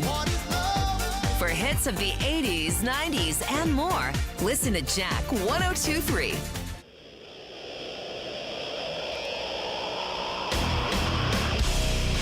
Welcome back to Delaware Speedway Racing on Rogers TV, presented by Ray Cullen Chevrolet. There you see the 93 of Brady Alvin. He's still in the seat on the business end of the tow truck. Off the track, they're just tidying up the spill containment on the back stretch. It didn't get down into the groove. It's probably just higher than the second groove, maybe the start of the third groove when they go 3 wide here in the bone stock competition, but it should be good to go momentarily. Just 1 lap completed in the books here for this 25 lap bone stock feature. Still to come, our Dayco Super Stocks for their feature and the King of the Hill spectator race, which should be interesting tonight. 93 looks like it's being loaded back onto the trailer. We did see a wheel that possibly came off, so I think they're just trying to roll it straight up there. See that bumper kind of hanging. Yeah, I think the tire's still on there, but it's just flat, right? I think I see on the rear. I'm worried about the other side on the front. Oh, the other side. Okay, yeah. The left rear, I thought the tire came off, but it apparently didn't. It's just flat. So they'll double them up here. And it's Len Starrett and now David Rockwood up front. Generou and Morris in row number 2. Verburn and Nathan Rea in row number 3. If you're wondering where our key players are, some of the key players to watch, 2-time defending race winner Charlie Verhoeven is inside row number 5 in that red number 8. And Matt Langford, the defending series champ, has followed Charlie again in the feature race. He followed him in the heat race up to 2nd and 3rd respectively. And he says, well, Charlie, if you took me to the front in the heat race, you might as well take me to the front in the feature. Well, we heard from both of them that consistency is the big thing. Matt Langford aiming for that top 5 every night. That definitely puts you in championship contention. Even in a top 10 in these bone stocks, everything changes so quick in this class, especially if you have guys that are consistently finishing near the top. You have Joe Lawrence starting a row behind Langford on the outside of Wollaston. Heat race winner Jason Lovey starting inside row number 11. Here they come. Len Starrett will bring them to the line. 1 lap in the books. 24 to go. Bone stock. A main feature. Here we go. They'll look to the flag stand. Into the restart zone. A green flag. We're racing. Starrett on the inside. Rockwood on the outside. And they'll pick up speed as they dive into turn number 1. Up the hill in turn 2 and down the back. Drag race for the lead. 2 by 2 all the way back to through 5th. Got a slow car on the speedway on the back stretch. Yeah, Dixon slow on the high side. Oh, and Meyer off the wall and slow will come into the pits on the back stretch. That's Race Meyer. Rockwood looking for the lead. And Rockwood will grab the lead from Starrett. Morris up to 3rd in that 51. Starrett will fight back on the inside. 2 by 2. My apologies. Nose to tail for the lead.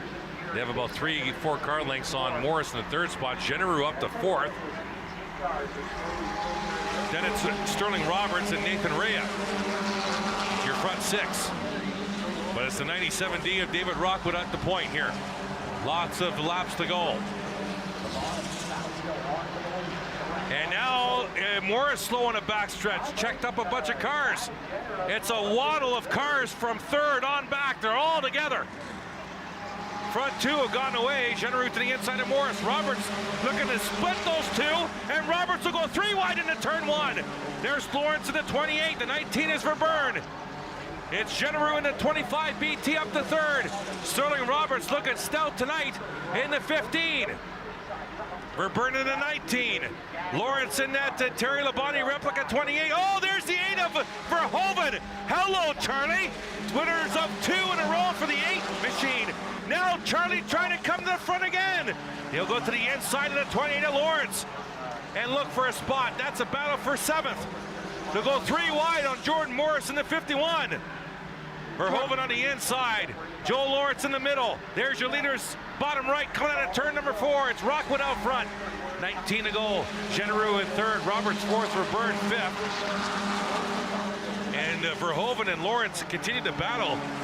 And we got a slow car. That's Jennifer Hatch. She'll enter the pits from the backstretch. Leaders just went by her. Front two, top left of your screen at a turn number 4. 18 to go this time by. Jordan Morris is stuck on the outside, running the 51 for Tom Hughes this week. Lawrence has gotten by Verhoeven, bottom right. To Langford right behind Verhoeven. There's the 15 of Roberts. 25 of Genereux, the nose tip of Verburn, who cuts to the inside the 19. There's the 28 of Lawrence. Verburn to the inside of Genereux for 4th. Verhoeven taking advantage. There's the red car, and Lawrence cut down on Charlie. Joe Lawrence saw the 8 coming. You don't want to have the 8 get by you because you won't get by him back. And Joe Lawrence knew it. Charlie tried to make a move, and Lawrence shut the door.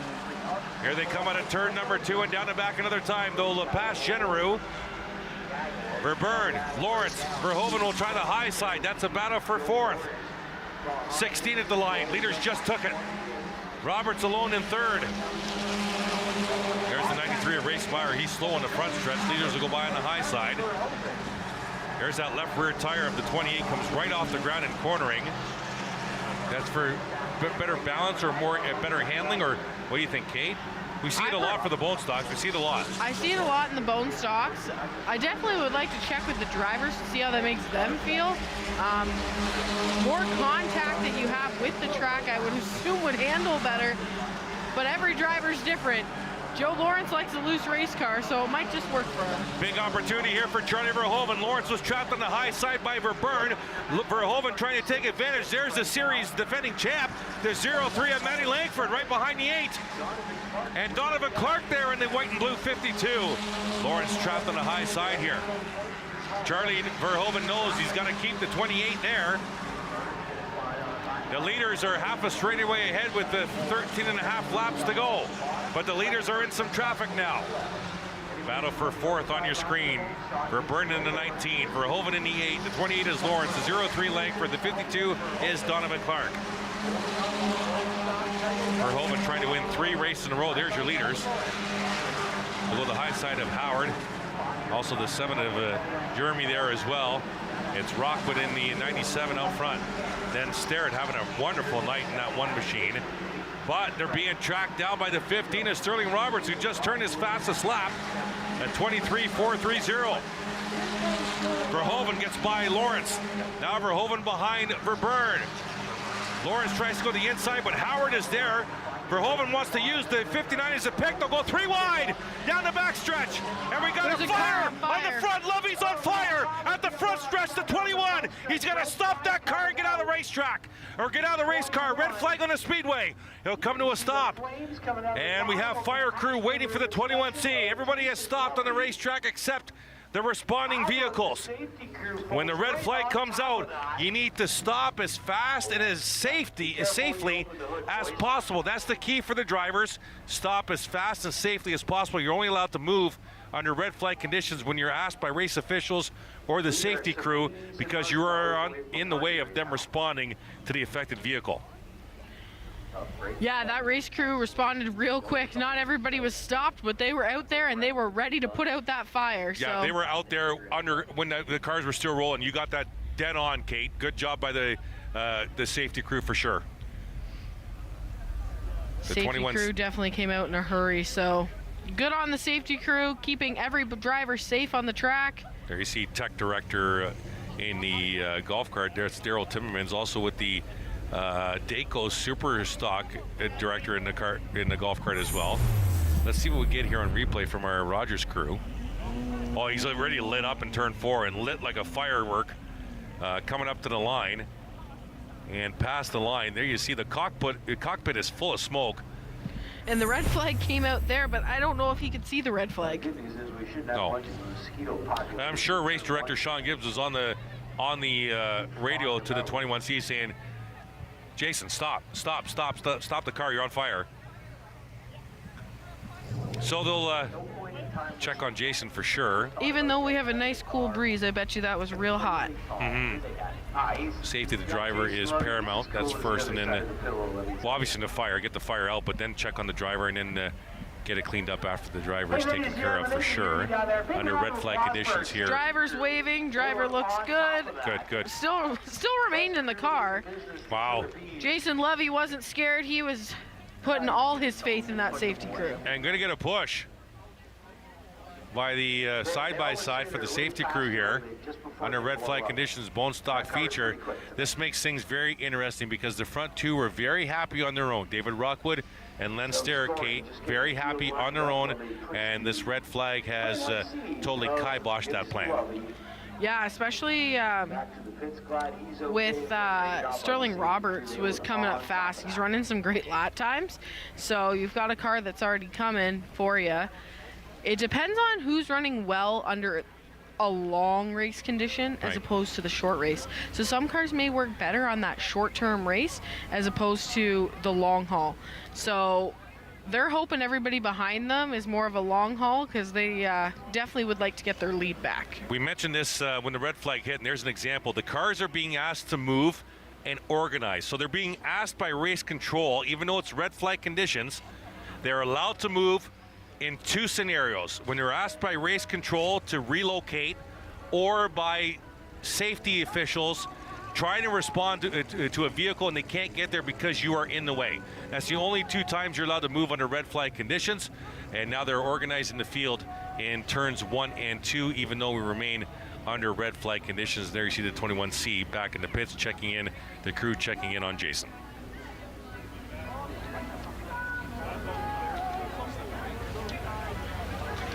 Okay, under red flag conditions, we'll be right back. Don't go anywhere. Delaware Speedway Racing on Rogers TV, presented by Ray Cullen Chevrolet.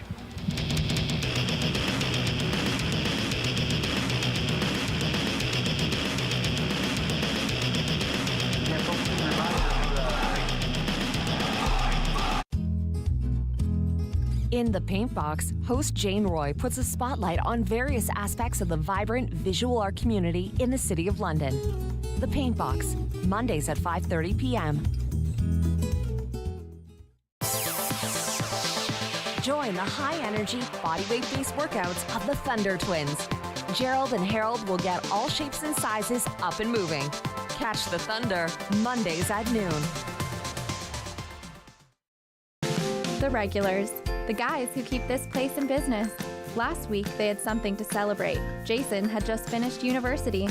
So they toasted his profs, his TAs, his old roommates. Well, they toasted just about everyone. But I worry about and take care of my guys. So even when I know they're not driving, sometimes that means bringing them a little surprise. And then they had a drink to me. Brought to you by Smart Serve Ontario and Arrive Alive, Drive Sober. Welcome back at Delaware Speedway Racing on Rogers TV, presented by Ray Cullen Chevrolet. We've gone from red to yellow conditions here on the racetrack, and here's why. The 21C of Jason Levy caught fire coming out of turn 4. There he is in this pit area, climbing out of the car. Very glad to see that. And he stayed in the car for the whole time. It was a fireball coming out of turn number 4. We went to red flag conditions. The car rolled past the start-finish line and came to rest, and we're all cleaned up here on the front stretch. And again, kudos Chris Soares, Kate Friel, top of the tower, Jeremy McGrady down trackside. Kudos, Kate, to the fantastic safety crew here at Delaware Speedway. Yeah, the safety crew responded really quick.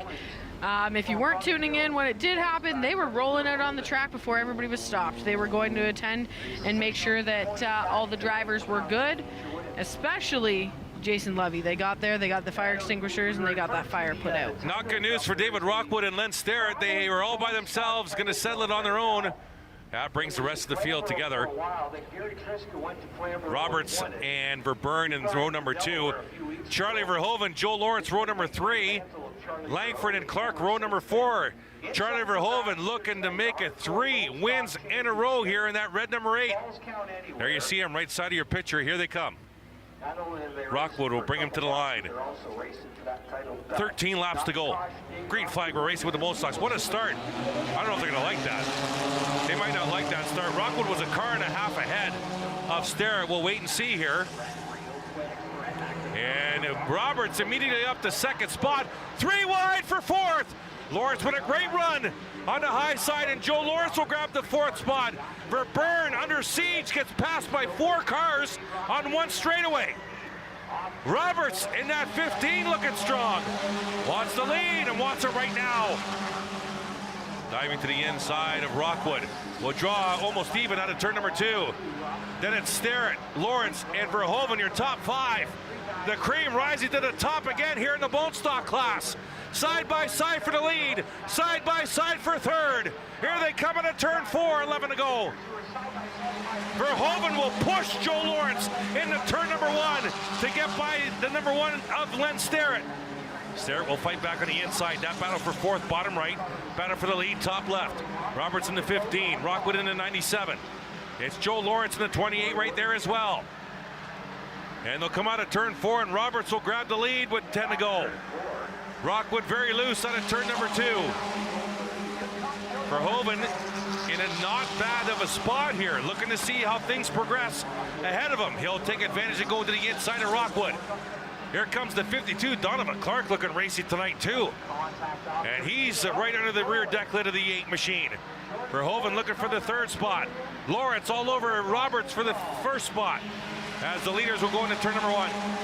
Yeah, every car's looking racy on the speedway, but that 8 car is definitely moving. Rockwood stuck on the high side right now with Donovan Clark on the inside. So not what Rockwood wanted to see, but Charlie Verhoeven's not sad about it. Got a slow car. It's Julian coming out of turn number 2, and he'll stay on the track. The leaders at the stripe, 8 to go, and Verhoeven has caught the lead pair. Charlie Verhoeven, the hottest driver in bone stock, is back up at the front, trying to grab the lead. It's Roberts, Lawrence, and Verhoeven down the back. All 3 of them all by themselves. Then a set of 4 cars with Clark, Langford, Rockwood, and Chris Lawrence has come up to the 7th spot now, driving for that 33 Paul Fothergill machine. Here's Verhoeven looking to the high side, now trying to cross to the inside. This kid wants to race, and he wants to race right now. Donovan Clark trying to bridge that gap, trying to bring Matt Langford with him in the 4th and 5th spot. As the turn progresses, watch the Clark machine. There's the 52 of Donovan Clark. 6 to go. Verhoeven looks to the inside of Lawrence and will get position. Contact on the 28. And a little bump and run by Verhoeven. And the 8's up the 2nd spot now. Charlie Verhoeven trying to go back to back to back here at Delaware Speedway. Roberts. Here's the replay here. Charlie Verhoeven goes to the inside of Joe Lawrence, gives him a bump going into turn 1, coming out of turn 2. Verhoeven was definitely able to keep moving. Joe Lawrence stayed in the gas though, and he's still sitting in 3rd. Verhoeven looks to the inside, he's into the 15. Look out, Roberts, very loose. He tried to block Verhoeven, now trying to block Clark, and the leader is the 8 of Charlie Verhoeven. My goodness, what a mix-up in turns 3 and 4. Now Roberts into the 52 of Clark. They're bouncing off each other all over the place here. And it's Verhoeven up front, and look who's in 2nd spot. It's Matty Langford in the 03. There's Roberts in the 15. Hey, replay. Check this replay for the lead. Verhoeven goes to the inside of Roberts, going into turn 3. Roberts comes down the track a bit. Absolutely. Verhoeven stuck it in, and maybe a little bit. They don't have spotters, so He may not have seen him. He was only at the back tire, wasn't at the window net, may not have known that he was there. But regardless, Verhoeven held his line, and Roberts tried to maintain the lead. It just didn't work in his favor. 2 to go for the 8 of Charlie Verhoeven, trying to make it 3 in a row here in the bone stocks. Matt Langford wants something to say about it. Battle for third. Lawrence to the inside of Roberts. And Joe Lawrence has brought brother Chris with him in contact again. The 15's around in turn number 3. Right in front of the 52 of Clark. There was issues there. I'm telling you, there was issues there with the 28 of Lawrence and maybe the 33 of Chris Lawrence. I don't know, but the 28 and 15 were banging off each other on the backstretch. My goodness. Roberts, I'm telling you, Roberts was banging off cars for the last 10 laps. We're going to see it here. Watch to the right side of your screen. The 33 of Chris Lawrence ends up getting the last part of the 15 of Sterling Roberts, but there was definitely contact with the 28 before that, slowing down the 15. The 33 comes in hot, and it was a mess from there. Ever since the 15 and the 8 got together, the 15's been slowly free-falling, Kate, and bouncing off cars. Like Sterling Roberts has been on an onslaught of cars trying to get by him. As we're under caution here with 2 laps to go, and Charlie Verhoeven, the leader, trying to make it 3 wins in a row. Joe Lawrence got by the 15. The 15 tried to get... We're under caution here. Bone Stocks. We'll be right back. Delaware Speedway Racing on Rogers TV, presented by Ray Cullen Chevrolet.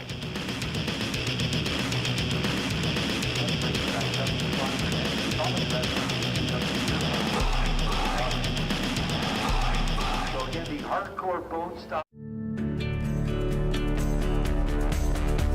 This program is brought to you by Rogers Xfinity, connecting you to more of what you love. Visit Rogers.com for more details. Ray Cullen Chevrolet. Ray saves you money, and that's the key on Chevy, Buick, GMC. Ray Cullen Chevrolet. You should drive by Ray today.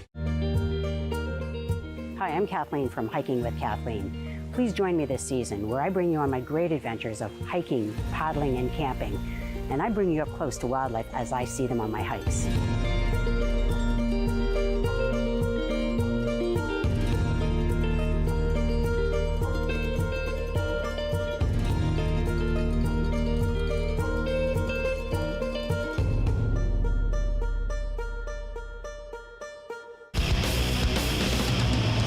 Welcome back. Delaware Speedway Racing on Rogers TV, presented by Ray Cullen Chevrolet. Chris Orris, Kate Friel at top of the tower. Welcome to all of our viewers. Jeremy McGrady down trackside. The 15 is Sterling Roberts, who's been like a pinball for the last 3 or 4 laps after losing the lead in a couple of altercations, including the latest one with the Lawrence brothers. Well, you know what they say. Joe and Chris, respectively. Charlie Verhoeven is the leader, trying to make it 3 wins in a row, race fans, but this ain't over yet. Verhoeven, Langford will start at the front row. Joe Lawrence and Donovan Clark in the second row, so it's going to be 2 exciting bone stock laps still to come. As we're sorting out the running order here, Roberts back on the track. Chris Lawrence set to the back in the 33 BT machine. That's going to hurt the points for Paul Fothergill, because Fothergill came into tonight 2 points off the lead. Roberts will slot back into position, ironically, right in front of Chris Lawrence on the backstretch.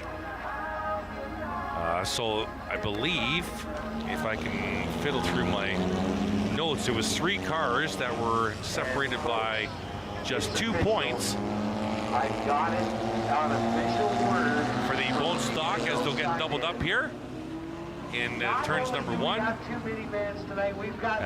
don't forget, we still have the Dayco Super Stock still to come. So it was Colin Wilms and Matt Langford tied with 262 points, race fans, after last week. Paul Fothergill 2 points behind, so the front 3 separated by just 2 points. Now Langford will start outside row 1. Colin Wilms has moved up to the 4th row, race fans. He started 6th last in the feature, and the points leader is up to 8th. What a recovery by the 17 of Wilms. And of course, Chris Lawrence driving for the 33 of Paul Fothergill, who got sent to the back with a recent altercation. So that's going to hurt the points for sure. But what a recovery for the points leader, Colin Williams, Kate. Yeah, I think the 33 was deemed an instant car maybe and got sent to the back. Tough break for the 33 as well. The 15 and the 33 were racing hard, and I just don't think the 15 fully thought that he was there, maybe thought that that inside line was clear. Charlie Verhoeven, a key start here, Kate. Pole car looking for 3 in a row will restart the field. It is in the control of Verhoeven in the 8 machine. 1 mile to go in this very entertaining bone stock feature from Delaware Speedway. Verhoeven will lead him. The defending series champ Matt Langford outside row number 1. And Verhoeven will mash the gas early and caught the field a little bit. Green flag on the speedway. Great job by the 03 to stick with him. And Verhoeven will climb the hill in turn 2, and he'll pull away down the back. It's Lawrence to the inside of Langford for second. Then it's Clark and Rockwood, your top 5. But look who's coming on the outside. It's the 17 of Colin Wilms. Yes, Wilms up to the 6th spot now in that 17. White flag on the speedway. Charlie Verhoeven, winner of the last 2 bone stock features. Starting just past middle of the front stretch and middle of the field through turns 3. L. Lawrence doing a dive bomb, and Verhoeven at a turn 4 will go back to back to back at Delaware Speedway. Nice try by Joe Lawrence to throw that to the inside and hope for the best. Charlie Verhoeven, the hottest driver in the bone stock division, does it again. 3 in a row and climbing up the point standings with a bullet here in the bone stock division. Langford will finish second. Sorry, Lawrence will finish second, followed by Langford. Clark, Rockwood, your top 5. Colin Wilms, what a recovery, Kate. The points leader coming in tonight up to 6th from starting 6th last. Then it's Verburn in 7th. Rawlings, Culver, Will Quarry, a nice finish for Will running out the top 10. Generou, Starrett, Triska, Luoma, Morris, your top 15. Sterling Roberts, Lamont, Rhea, Chris Lawrence. Rob Willison, your top 20. Boschel, Prue, Clausen, Herzl. John Clausen, your top 25. Then it's Cassie Howard, Jeremy, Julian, Meyer, Hatch, Levy. Let's go down trackside. Take me through that one tonight. The heat went great. Ended up coming second. We were fast. We got there. I want to apologize to Lawrence. I got into him, and I also got into the 15. I want to apologize for that. I'm very thankful that we're here, though. I know you got a lot of people you want to thank. I got to start off by thanking all the fans, because without them, we wouldn't be able to race here. I got to thank all my friends and family for coming to watch. I got to thank my race team. Without those guys, I'd be useless. I also got to thank every sponsor on the car. Charlie Verhoeven makes it a hat trick here in the left toe bone Charlie stocks. Verhoeven, 3 straight wins in the bone stock. Thoughts on that race before we head to break, Kate? Well, that's 3 races for Charlie Verhoeven. He does give a shout out to a couple cars that he may have bounced off a little bit. So good on him for at least acknowledging what's gone on, and 3 in a row. Yeah, Can he make it 4? I think he can. Verhoeven was 16 points off the points pace coming in tonight. That just got a little bit closer. We'll be right back. Delaware Speedway Racing on Rogers TV, presented by Ray Cullen Chevrolet.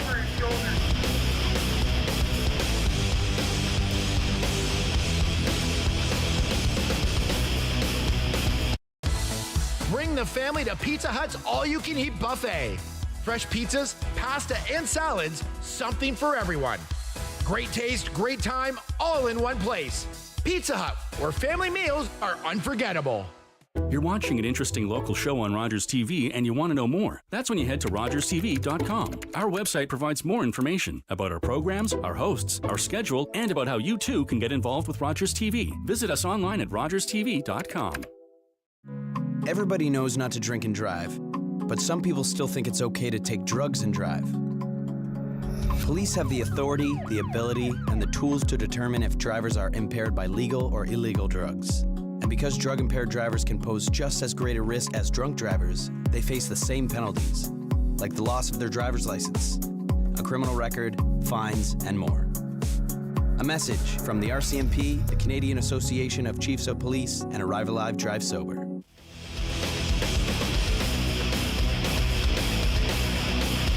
Welcome back. Delaware Speedway Racing on Rogers TV, presented by Ray Cullen Chevrolet, still celebrating the tail end of that celebration. Charlie Verhoeven.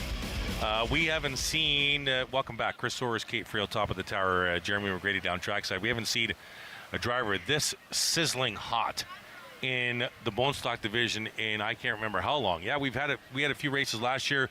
Joe Lawrence put a couple together. Jeremiah Rabideau put a couple together. I think even but Matt Langford put a couple together. But Charlie Verhoeven, Kate, is red hot right now. Yeah, someone's got to stop him soon, or he's gonna get a good hold of this championship and race. It's not like Charlie's been given these races at all. Look at the drivers he had to pass. He fought with Joe Lawrence for 7 laps, side by side. Was able to get by the 28 of Joe Lawrence and tracked down the lead and grabbed the lead. So he's not been given these races whatsoever. He's earning these wins. Yeah, definitely had to work for that to get to the front, and then work to stay there too. All right, so coming up next, we have the Dayco Super Stocks, and they're going to be going for 45 laps here at the Delaware Speedway, and then our King of the Hill spectator race, King of the Hill, where you race what you brought to the track. That's coming up later tonight. We'll be right back. Delaware Speedway Racing on Rogers TV, presented by Ray Cullen Chevrolet.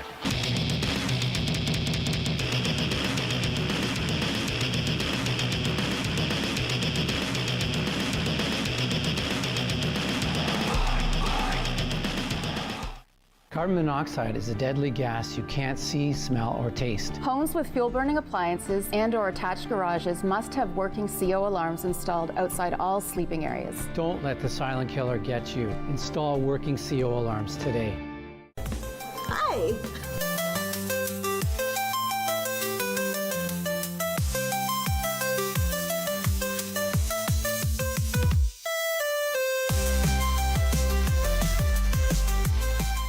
In baseball, there's nothing more important than making it home. George Springer has tied the game. Doesn't matter how you get there. It's gone! But I do it with style. Boy, has he got some kind of power. And a little swagger, too. Because no matter where you happen to be, what a play! There's only one place.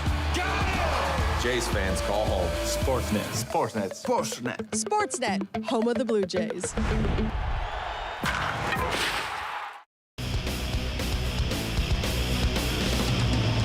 Welcome back at Delaware Speedway Racing on Rogers TV, presented by Ray Cullen Chevrolet.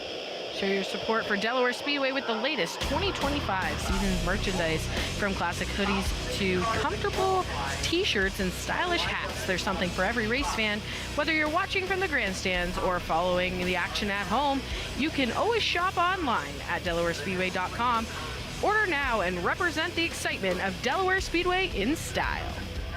Chris Soares, Kate Friel, top of the tower. There you see our Delaware Speedway pace vehicle, and there you see the 36 of Lane Zardo. I think they're going to stop him on the front stretch, and we're either going to have driver intros because they think that we're not dealing with any weather, or we're just going to do driver start your engines. I would assume that they're going to do driver intros because they like what the radar looks like, although there is heavy rain falling in a distance right in the middle of the backstretch over the horizon. But that's a ways away, but you can see the rain coming down hard. I think we're going to do driver intros here. It looks like Zardo is going to be the pole car, and Ramsey will be intro number 1 in the 07. Still to come, our King of the Hill spectators race, where you race what you drove to the track. Van, pickup, little 4-cylinder shoebox, whatever you want. You race one race against another car. Winner goes on, loser's done. Last vehicle standing wins. That's still to come after the Dayco Super Stocks. Thanks for joining us wherever you're viewing from. On Rogers TV, of course, and our YouTube channel. Chris Soares, Kate Friel, top of the tower. Jeremy McGrady down trackside. And thank you to all of our camera operators and our crew in the truck. We've again for putting on a great show this evening. If you want to, if you're interested in doing some volunteer work, whatever it may be with Rogers TV, could be sports, could be events, could be a whole bunch of different things. Reach out to them online, Rogers TV London, and check out the volunteer page on the website. So going through driver intros here for the Dayco Super Stocks, and what do you see from this race coming up? What do you think, Kate? I think you've got a lot of fast guys in this race, and it could just be about anybody's. Layton Zardo is going to get the pole, so good for him. That's where he likes to be, out front. But the 77 of Darrell Lake also looked fast. Interested to see what this race brings. Nix Ramsey is always fast here, as well as Carson Nagy. It looks like, unfortunately, Hudson Nagy is headed back to the pits by push car. So tough on Hudson Nagy tonight. Wasn't able to make qualifying or make the feature. Happy birthday, Canada, of course, coming up next Tuesday. Brought out the red and white today. Kate's dressed in her Canada black. I don't mind that for the hockey colors, red, white, and black. I love when Canada went to that, as a matter of fact. If we can spin off for hockey for like 30 seconds, I enjoyed when they went to a color scheme that involved black. I like that. I like a black jersey in almost anything. Canada Day, it's kind of like the broken up Canada Day weekend. We have lots of campers in the backstretch. Canada Day, of course, coming up on Tuesday. If you're looking for something to do, night number 2, or actually starts tomorrow at 4 in the afternoon. Delaware Speedway back in action tomorrow afternoon. All the information at DelawareSpeedway.com, including the APC series. There you see, you got a campfire going on there and people gathering. A beautiful night for camping as well. La Una is going to be a sponsor next week here at the track. Got some tents out there as well. 4 o'clock start time tomorrow afternoon here at the Speedway. If you're looking for Canada Day celebrations, there's lots going on in the next few days. I know Strathroy is hosting one on Sunday. North Middlesex at the Park Hill Community Center area on Monday. We have Delco Bridge, which is being hosted by Delaware this year. That's happening on Tuesday. Also, the Southwest Middlesex Canada Day celebration. That's hosted in Glencoe at the fairgrounds. That's happening on Tuesday, starting in the morning with an 8:30 fireman's pancake breakfast, obviously culminating with fireworks. And, of course, Grand Ben on Tuesday as well. Looking forward to that. My band's playing on the stage on the beach in Grand Bend this year. One of many bands, so looking forward to that. So lots to do this weekend, but if you want to watch some more racing, we're back at it tomorrow. Hop onto the website, 4 o'clock start tomorrow. Folks, we need your assistance. You all know the And what about music on the beach? What are you going to be playing, Chris? We're an 80s rock cover band with a little bit of country. We're actually playing tomorrow night. This is a pretty cool event. It's called the 2025 Morgan Ride. So if you own do you play like an instrument? I sing when I play drums. I don't play drums, I sing. I play drums, but I sing in the band. Okay. So this is it's for the Make-A-Wish Foundation. Great little fundraiser. We were asked to play it tomorrow night in an open field. It's where side-by-sides, four-wheelers, ATVs. They go trailing all day. Like, there's hundreds of people at this event from what I understand. They go trailing all day, raise money for Make-A-Wish Foundation. They come back for a big pig roast and live entertainment, and we're the live entertainment, so looking forward to that tomorrow night. But getting set for the Dayco Super Stock Series, getting set for 45 laps here at Delaware Speedway, and the Delaware Speedway Vortex is amazing. Like, we have blue skies above us, Kate. This is unbelievable how this has just worked itself out. I live about 10 minutes from the track, and I remember racing here as a kid, and it would be pouring at home. We'd get here, and there'd be no rain. We wouldn't see rain all night. So it'd be raining in my laneway. We'd load up the race cars. We'd come to the track, and it'd be dry. So crazy what happens here at Delaware. Right. I don't know how it misses sometimes, but every race fan that is here and every racer that is down in the pits is more than happy that it missed us, and we're all still dry. Don't get us wrong. We're not saying that Mother Nature still might not be an issue, but right now we are looking good, and we go caution on the speedway as the drivers have been introduced to the fans in attendance tonight. Kate, why don't you take us from 12th starting position up to the front row? Sorry, you want to go from back to front? Yeah, why not? We had it on the live timing and scoring just updated, so we got to refresh the system. We know Hudson Nagy's in the pits. Why don't you take us from the when they come around the front stretch next time. Kate, why don't you introduce us to our starting grid here for the 45-lapper for the Dayco Super Stock Series. And it looks like Hudson Nagy just joined the back of the field, so I'm hopeful that that 36 machine can run. Tough luck so far for that team. It looks like they've probably done a lot of work to get it back out and rolling, so Hudson Nagy will be the last car in this grid. So the Dayco Super Stock Series, they come with their own race director, they come with their own flagman as well, as Delaware Speedway race, or flagman Aiden is taking the race off here and remaining on the flag stand. So let's turn it over to our very own Kate Friel to take us through our running order. So as we said, the 36 of Hudson Nagy is going to take up that 12th position, then the 48 of Colton Everingham, the 89C of Sean Chenoweth, the 8 of Randy Kuykendall, the 23 of Connor Maltese, 28 of Ryan Dyson will be in the 7th spot. The 6th spot is going to go to the 00 of Jay Cox, fastest so far in qualifying. Then the 77 of Darrell Lake. Brody Rickwood in the 4th spot in the 83 machine. The 93 of Carson Nagy gets the 3rd spot. Nick Ramsey on the outside pole, and that brings us to the 36Z on the pole position of Lane Zardo. That is your running order. They just completed the wave lap for the fans here, and the fans waving back. And it will go 50 laps. Oh, 50, they did update our board, so we are going to go the full 50, and we're hoping weather plays nice. So it should be 1 to go this time by. We'll see the lights come off the Delaware Speedway pace vehicle at the line, and there they go. 1 to go here before we turn the Dayco Super Stocks loose here at the half mile. It is an egg-shaped oval. The distance between turns 1 and 2 closer together than the distance between turns 3 and 4. It's about setting up your car.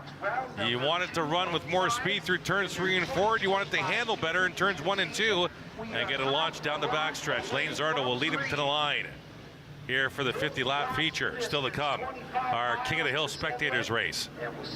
Zardo and Ramsey on the front row. Here they come out of turn number 4. Looking at the flag stand. Green flag, we're racing with the Dayco Super Stocks.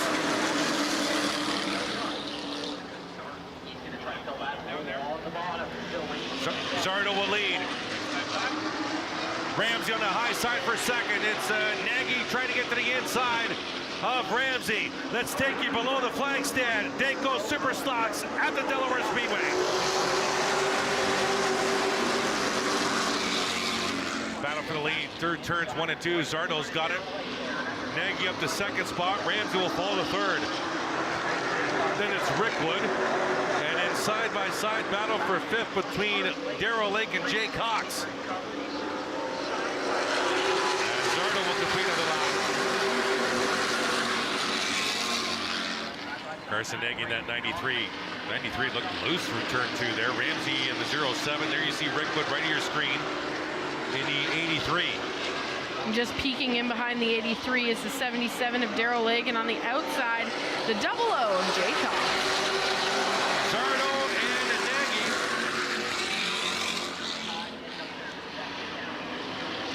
Obviously missing the number 1 of Mr. Culver this evening. I believe expecting a child. Is that right? In the Culver family? I believe that they're expecting a child, so he's opted to just run the weekly series. Take some family time maybe this year. This traveling series is a lot on a lot of families. I can remember traveling from track to track.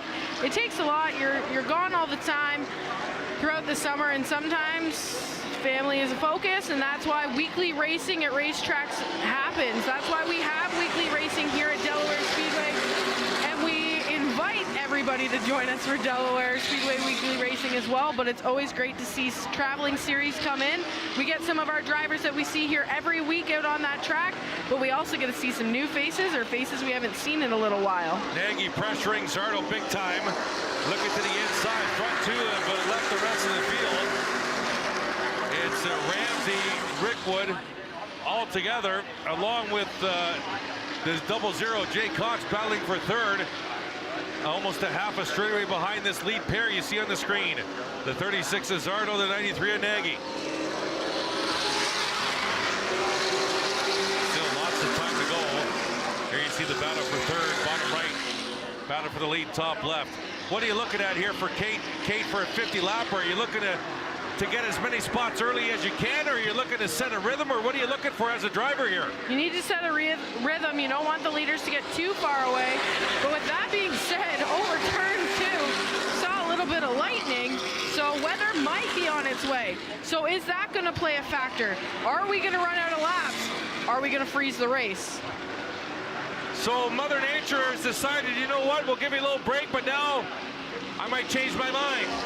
41 to go on the line. Zardo, Nagy up front. That'll be on the crews to make that call. Are they going to tell them in car, hey, we see weather coming, you better get on it? Yeah. Are they going to play it safe?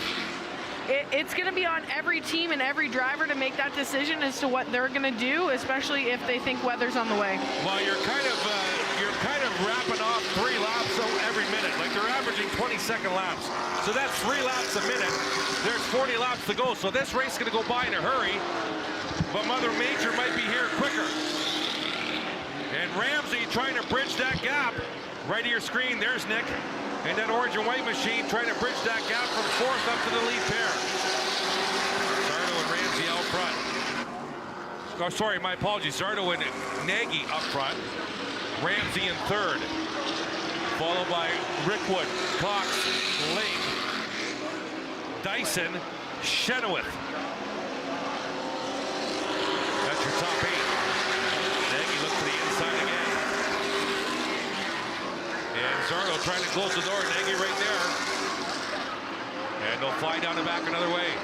And Ramsey unable to chip into that lead by the 2 cars out front. Zardo doing everything he needs to do to keep that 93 behind him. And Carson will dip that nose underneath the rear bumper of the 36. And they'll work turns 3 and 4 another time. 36 laps to go. We'll dive into turn 1, up the hill in turn 2, and down and back another time. Coming up on some traffic, it's Kuykendall about a straightaway ahead of the leaders now. Then it's Ramsey, Rickwood, Cox, Lake, Dyson. They're all together through 3rd all the way back to 6th. Sorry, 7th. Kuykendall will pull over on the front stretch. Let the leaders through.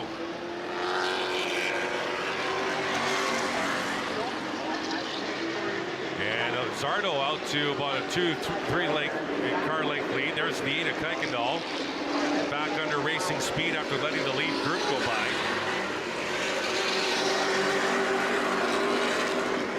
36 is Zardo, 93 is Nagy. Ramsey has left that battle for 3rd one more time and trying again to bridge that gap. As the leaders work turn 4, you'll see Ramsey come into the picture right there. Has left Rickwood for now.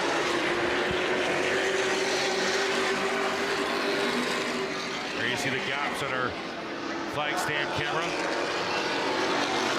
Nagy seems to close in on the 36 of Zardo, but Lane gets away under horsepower straightaway speed a little bit. Nagy to the inside now, our first real move of the race here. And Zardo will get great corner exit out of turn number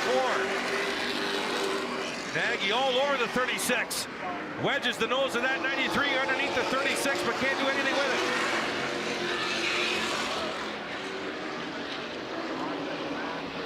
.31 laps to go. And Mother Nature getting closer and closer off of turn 2. There you saw that shot momentarily of that dark sky. Zardo in the 36, Nagy in the 93. They're about 16 car lengths ahead of 3rd place Nick Ramsey. Ramsey cannot bite into that disadvantage to the leaders. Oh, little contact there, got the 36 loose. And Nagy wrenching with that car. You saw the left front tire yanked to the left. And that 93 trying to straighten up that car. He'll dive to the inside again on a turn number 4. And Zardo with great corner exit speed again. Nagy again looks to the inside. And Zardo again under straightaway speed pulls away. Nagy will close in, gets right underneath the 36 and dives to the inside and up to the door now. But there you see that corner exit speed. Zardo's got the advantage in that speed coming out of corner exit, but Carson's handling better in the corners. Well, Nagy definitely looking to do something here by the sounds of it, because we're 28 laps to go. We're almost at the halfway point. He's definitely trying to make moves lap by lap. So I think maybe he's trying now as, you know, laps are ticking away, and this 36 machine is running well. Yeah, great corner exit speed again for Lane Zardo in that 36. And Nick Ramsey has fallen back to the clutches of Rickwood and company again for that battle for third. So it's a 5-car battle for third again. Leaders up the hill, down the back. Nagy's there now at the door. And he'll have that lower groove in corner exit. Zardo couldn't clear him. He'll draw even through turns 3 and 4. Out of turn 4, 25 to go this time by. And Zardo again with that great corner exit speed. Trying to get to the inside, gets to the left rear tire. Almost up to the door. Nagy can't exit the corner like he wants. That's why Zardo gets that speed, is that Carson needs to turn more sharper, and Lane is just exiting under his normal route, I would imagine. It also looks like maybe Lane is rolling into the gas faster and getting that run off the corner better than Nagy is. So he's kind of got to match where Lane is getting on the gas and making sure that he's able to roll out the same way. But he's to the inside, and it's looking good for Carson Nagy. Yeah, Nagy was loose, though, and Zardo takes advantage. Zardo grabs the lead back. The 93 was very loose on a turn number 4, and that's allowed the battle for third to close in a little bit. Now it's down to 8-car lengths from Nick Ramsey to Carson Nagy. That's the other thing, Chris. The more that these two battle up front, the more that other group is going to start catching up to them. They're cutting down on their lap times because they're battling back and forth. So the more they battle, the closer the 3rd, 4th, 5th, 6th, and 7th are going to get. That 93 just cornering like she's on rails. Carson can do whatever he wants with that 93 in the corners, but Zardo's got that straightaway speed. Now Nagy to the inside again. They'll draw even. Up the hill in turn 2 and down the back. Nagy with a partial lead now. Zardo will fight back on the outside. Side by side for third now. Rickwood to the inside of Ramsey. There you see right side of your screen, and Nick is trapped on the outside. And Nagy almost for the lead up front. Zardo will fight back on the outside. And new leader. Zardo tries the crossover. Ramsey gets the position back from Rickwood, bottom right. New leader, the 93, Carson Nagy. Under 20 laps to go. Rickwood again to the inside of Ramsey. That's a battle for third, bottom right of your screen. The 77 is Lake. The 00 is Cox. The 28 is Dyson. And now Nagy pulling away, which makes you think Zardo was slowing him up, Kate. Nagy's always great at this track, and he always does well in fresh air. So I think once he's at the front, that was what Lane Zardo was trying to avoid for so many laps, was letting Carson Nagy get ahead of him, because he's just so good here at Delaware. That's what you want to hear if you're Carson Nagy from your spotter. You have the lead, and you're pulling away. That's exactly what you want to hear from your spotter for the 93. Lake to the inside now for position on Rickwood for 4th. Rickwood trapped on the outside. Cox now looking to the inside of the 83. Nagy's also running his fastest lap times for the last 2 laps. So like I said, that fresh air for him just works. It's Nagy, Zardo, Ramsey, Lake, Cox, your top 5. Then it's Rickwood, Dyson, and Chenoweth. Rickwood just got real loose coming out of turn 4. Kind of stuck on that high side, getting that freight train. I wonder if they're losing a little bit of the tires or the setup in that 83. Was having a great run, still having a great run, but slid back in the field. Darrell Lake to the inside of Ramsey for third. The 77's gotten stronger as this feature's gone on. as the work turns 2 and down the back. There you see the 77 of Lake, the 07 of Ramsey. And Daryl Lake will make the pass. And here's Jake Cox in that 00 looking for a spot. Lake about a half a straightaway behind Zardo for second with 14 to go. It's all Carson Nagy. There's the second, there's third through fifth on your screen. Lake, Ramsey, and Cox. And they're about just under half a straightaway behind Zardo. Coming up on the tail end of this feature, there's the gap. Carson Nagy on the left.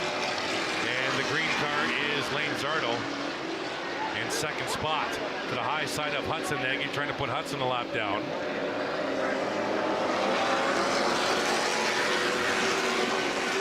And good to see Hudson on the track after having trouble earlier tonight. Didn't even do the qualifying.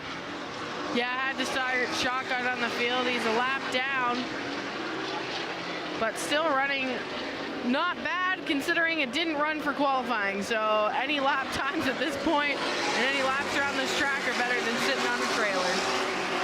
11 laps to go. There's Ramsey in the 07, Jay Cox in the 00. That's a battle for fourth. Down the back another time. They'll go to the inside of the 48 machine of Colin Everingham. Come out of turn 4. That's the tightest battle right now in the top 6. Is that battle for fourth. Nagy out front. Zardo. Daryl Lake, your top 3, and Lake is catching Zardo actually. Slowly but surely, but 9 to go this time by. He might run out of time here. Then it's the battle for fourth. Ramsey and the 00 of Jake Cox. As they dive into turn number 1 and up the hill in turn 2 and down the back. Still a great run for this 77 machine. Definitely liking to see that car in the top 10, or sorry, in the top 3 even.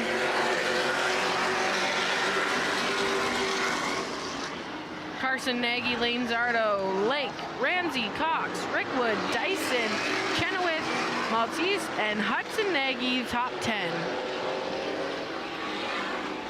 Leaders at the line, 7 to go.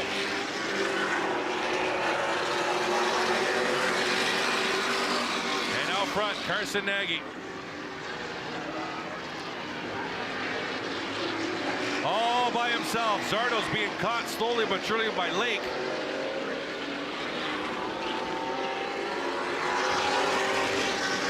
With just a handful of laps to go.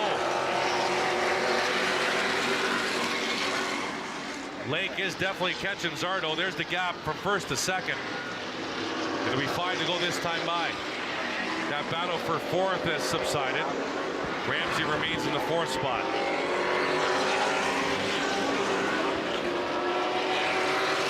Zardo into turn 1 and up the hill in turn 2. Lake closing in.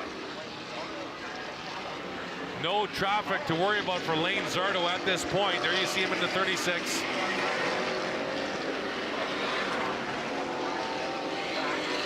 Checking the radar, looks like it's splitting both north and south of the speedway. It's like these cars are giving off exhaust, creating a vortex, spinning up there and keeping these clouds away from us. It's amazing when you think about it, but the radar, we're just hearing from the truck, is splitting around the speedway. 3 to go for the 93 of Carson Nagy. And we might get a battle for second here. The gap is now 7 car lengths between Zardo and Lake. 2 to go this time by. Lake is definitely coming. There's Carson Nagy all by himself. There you see the battle for second, right side of your screen. Zardo in the 36, Lake in the 77.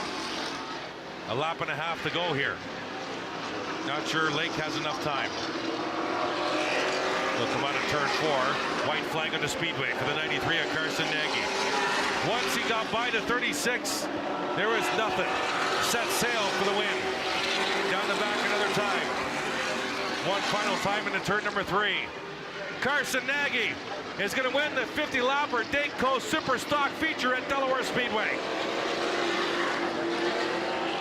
Zarda will come home second, followed by Darrell Lake in third. Then it's Ramsey and Jay Cox, your top five. Then Rickwood, Chenoweth, Dyson, Maltese, Hudson Nagy, your top 10. Then it's Everingham and Kuykendall rounding out the running order. But there you see the 93. Carson Nagy, victory in the Dayco Super Stock 50-lapper. Still to come, our King of the Hill spectators race. And I bet you the race officials are very happy that they're racing pretty much, other than the King of the Hill, got through with no rain, Kate.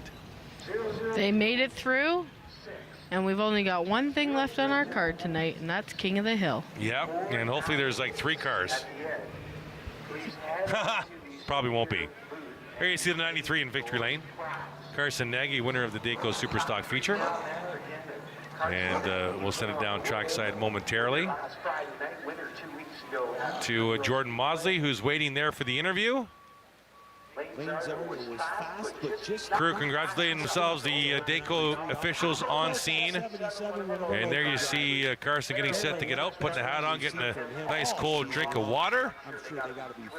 And set to climb out of the 93 as some cars are being allowed to haul away their vehicles before the King of the Hill vehicles come in. Carson Nagy climbing out of the 93 and welcoming and saying hello to the fans. And we'll send it down trackside to Jordan Maudsley.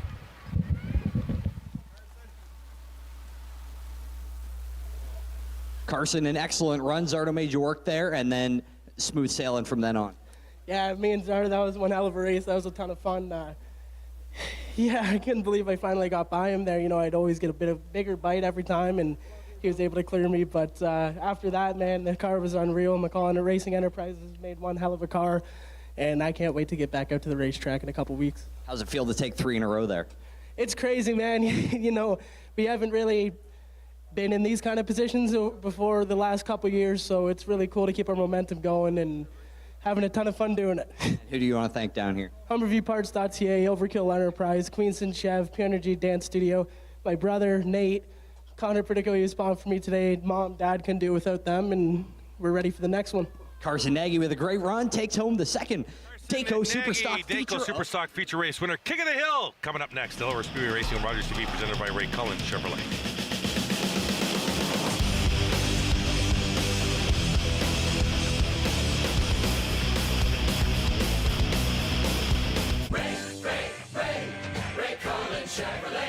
Hi, I'm Steve McCaw from Ray Cullen Chevrolet. Welcome to the 2025 race season. From the Ray Cullen Chevrolet family, we are excited about another great year. Public transit, garbage pickup, parks and recreation programs, snow removal on your street. How can you stay informed about these and other important local services? Tune to City Council coverage on Rogers TV. See your community leaders at work on Rogers TV City Council coverage. Hi, I'm Kathleen from Hiking with Kathleen. Please join me this season where I bring you on my great adventures of hiking, paddling, and camping. And I bring you up close to wildlife as I see them on my hikes.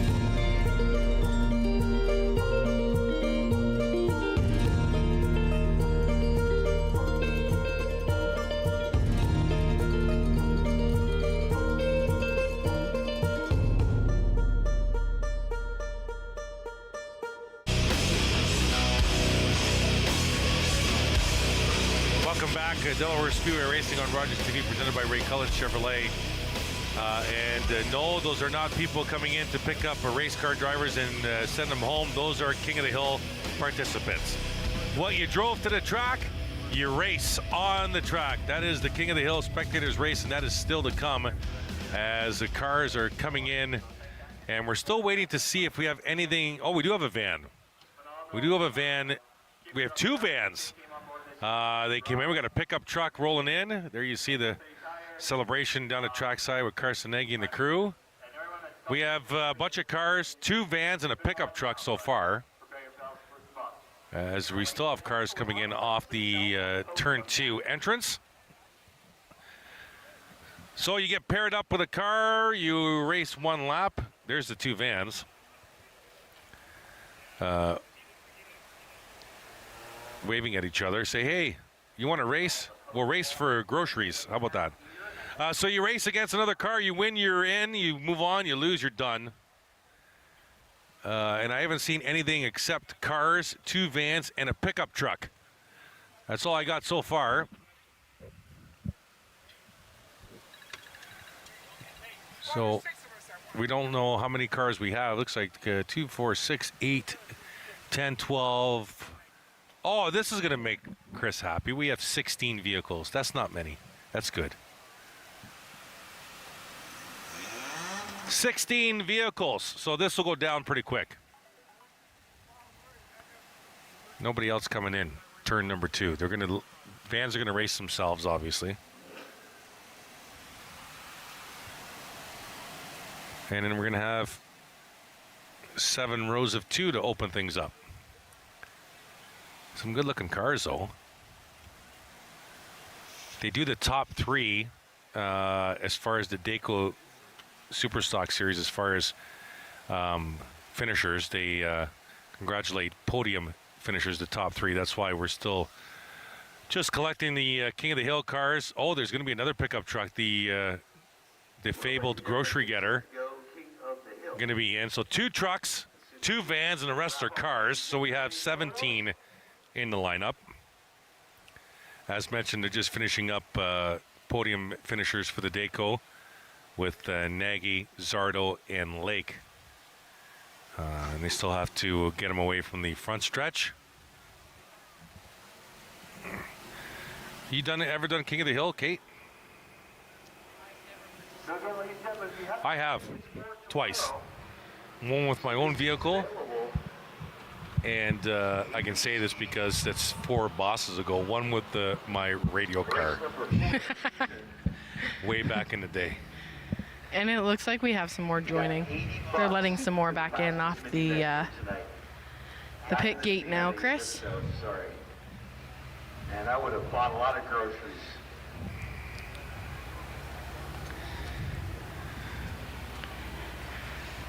Well, here you go. We got the key to Soul. I like it. Oh, there you see the Canada flag on the white truck. I like that. That's a Lego truck, Chris. The Lego truck. There's a Canada symbol, I think, on that front car. I think Is that a Pontiac Montana? off to the or is right it rear. the first one? There you see the truck. So the front stretch almost clear. It looks like we got. And we have, so cars, 2 vans, 2 trucks. We're set to go. 17 cars in total. I think 2, 4, 6, 8, 10, 12, 14, 16. No, we have 20. We have 22. We've grown.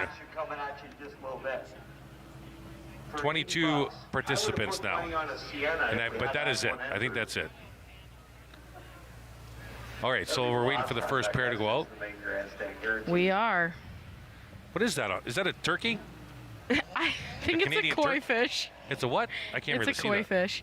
But if we looked at the flag stand, the gentleman wearing the shirt that is not our Delaware official shirt has been in the stands flagging all night. Oh, yes, he flags from the stands. He's an avid flagger. Yeah, so it looks like Aiden's brought him up into the flag stand. Oh, that's so nice of Aiden. Well to done. help out with some King of the Hill action. That is fantastic. And he brings a whole assortment of flags. I'm not sure if we get a shot, but the flags are all draped on the second row behind the flag stand. That's all his stuff there, so that's fantastic. He brings his own flags every week here at Delaware Speedway, so that's great to see him. And now the first row will peel off. And let's go trackside to Jer. Thanks, Chris. I'm joined here by Mitchell Wollaston. Now, Mitch, last time King of the Hill, you ran into Steve McCaw in his wife's Corvette last time round. Let's see if you can get it done. What's going to be the key for you? Key is to trust my instincts. I know this track. I've been racing here for years. I know my car. I know how hard to push it and where and when to push it. So we'll just see how we'll take each race. We'll take each race as it goes. Best of luck tonight. Thank you. Back upstairs. All right, we have the Fishmobile. And you saw the helmets. Mandatory for helmets to be worn by all participants. So you've got the Fishmobile on the inside. What's it called? A koi fish? Yeah, it's like a Japanese koi fish. It's kind of more of a tattoo style. Is it fast? Because that car's fast. Right off the line. Oh, look out! All of a sudden there's competition. They'll fly down the back here. This could be an interesting finish here. Oh, breaking into turn number 3. On the high side, the Silver Bullet. Oh, might be an upset here. And he's going to pull it off at the line. What a beautiful race. And the koi fish, Shigong. That's what we call that. We call that Shigong. And wow, what a great run by that silver machine there. Replay, Kate. King of the Hill replay. So going into turn 3, the blue car on the inside starts braking, but that silver car on the outside just stuffs her in there and keeps on the gas. So you could say that the fishmobile was caught and thrown away. Next up. Yeah, it's been a long night. Okay, I know you're laughing. I can see you.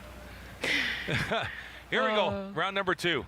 Or not round number 2, pair number 2. Round number 1. There we got the Dodge on the inside, and we got a little nice souped up big rear wing machine with some nice red rims coming up to the line here. This might be an interesting matchup as well. You gotta get away from me because I can hear you talking. And they're off.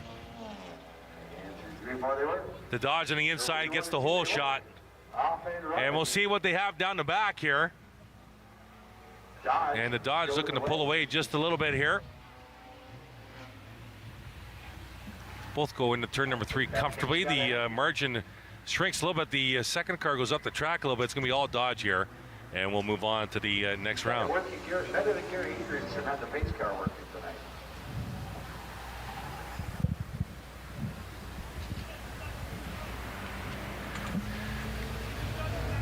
All right. So we're waiting for matchup number 3. Hey, a couple more with the big rear wing. So the Dodge moves I think those are the 2 rolling off from the last ones. No, they're just coming off right now. Sorry. That's okay. I was waiting on the next 2 cars. That's what I'm doing. Yes, absolutely. I thought they'd already be on track. We have to. Yeah, they should have been. We have 2 vans still to come, and 2 pickup trucks still to come.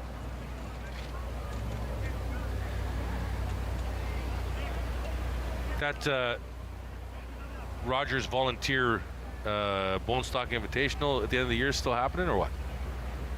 Oh, I'm not sure. I believe we've seen that white Subaru. Are you going in it? Before. I will not. Question is, who's going to film it? Because we'll all be in the cars. All right, King of the Hill here on Rogers TV.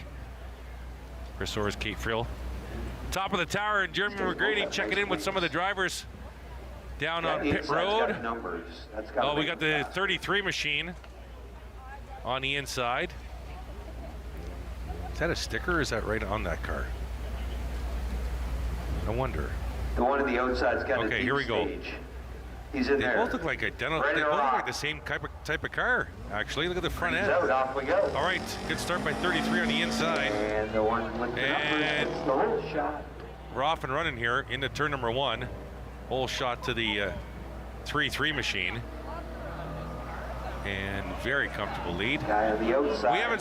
We've seen a pretty good race, but we haven't seen a close one yet, Kate. And I want to see a close one. That's what we're all about here. I don't want to see blowouts. I think the vans will be close. Depends on the drivers too, right? Are the drivers going to be rolling, or are they just out for a tour? You might be able to get a Let's check in the track side with Jeremy. Thanks, Chris. I'm joined by Jennifer in one of the Dodge Caravans. It'll be Caravan versus Caravan. Now, Jennifer, have you ever raced this Caravan before? Any sort of racing experience? No. So this will be your first time? Yeah, it's just for fun. We're not going that fast, so I hope. And then obviously if you win, I hear there's a little bit of prize money to maybe spend on groceries. What would you do with the prize money? Oh, I don't know. Probably, yeah, groceries, food, maybe take my kids out. Well, good luck out here tonight on your rookie lap. Thank you so much. Back upstairs. Thank you, and good luck, of course. First ever time on a racing track. And we'll see the vans coming up probably in about 6 or 7 more pairs. You're watching King of the Hill here on Rogers TV at Delaware Speedway. All right, our next pair is up here. Well, it's got a loud stereo. We'll see if it's fast, though. Subaru. We got a Subaru on the outside. What is that, a Prius on the inside, Kate? Do you know your cars, Kate? Not from up here. Subaru, I think that's a Subaru on the outside for sure. And the Subaru with a good start, assuming that it is. Is it a Civic on the inside, maybe? Might be. And the aforementioned Civic, I believe, if that's correct, gets the lead actually out of turn number 2 through cornering. And into turn number 3, they'll both put the brakes on. And they'll come around the track. And another easy win here, part of the opening round of King of the Hill. The 2 minivans will signify the end of round 1. Well, that didn't sound good. And let's check in again with Jeremy. Thanks so much, Chris. I'm joined with the other minivan driver here, and Janice. Now, Janice, any racing experience for you? No, just my husband's Beamer on the roads too fast when I'm not supposed to, but no. Okay, and obviously with going up against another minivan you've never raced before, how fast have you ever gotten this minivan, and any sort of worry about maybe running into the wall? I've gone 140, 150 starts to shake. Trying not to hit a wall. Definitely the goal is to keep this in one piece. Alrighty, well, good luck tonight, and hopefully you win some prize money. I hope so too, thank you. Back upstairs to Chris. That is the most honest I've heard in a long time. Well, I got her up to 140, but she shakes at 150. That is awesome. I love it. That is such a great answer. All right, is this a mismatch coming up or not? We're going to find out right now. Lego truck on the outside. And I believe that's a Camaro on the inside. Beautiful looking paint job. Orange and black. Actually, my favorite color scheme. I love it. Truck gets the whole shot. Camaro. Oh, Lego truck came down a little bit. Camaro, glowing lights underneath the Camaro as well.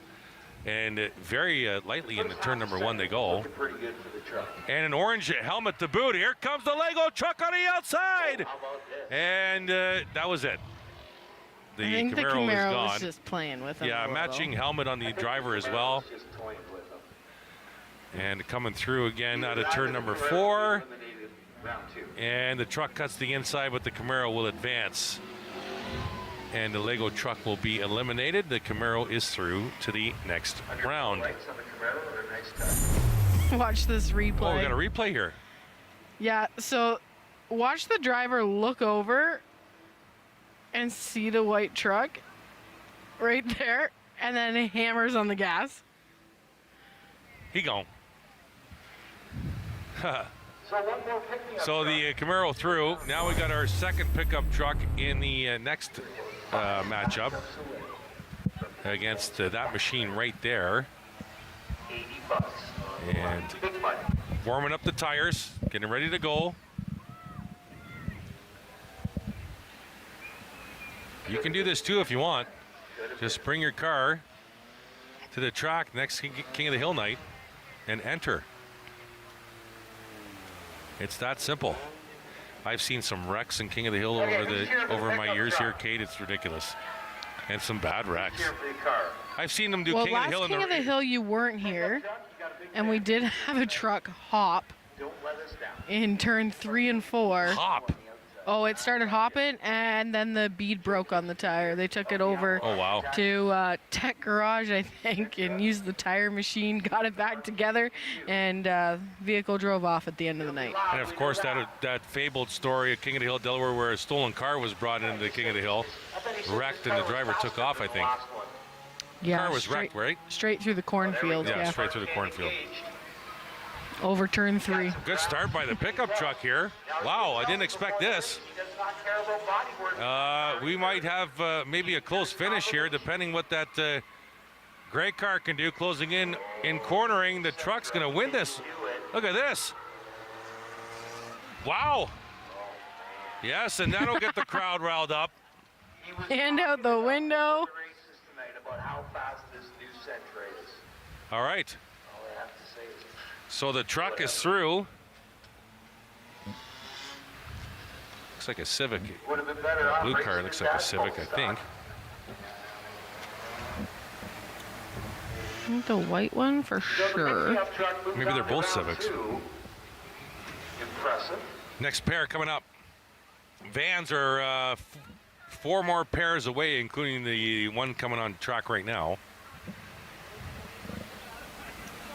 And we'll see if she can get her up to 140.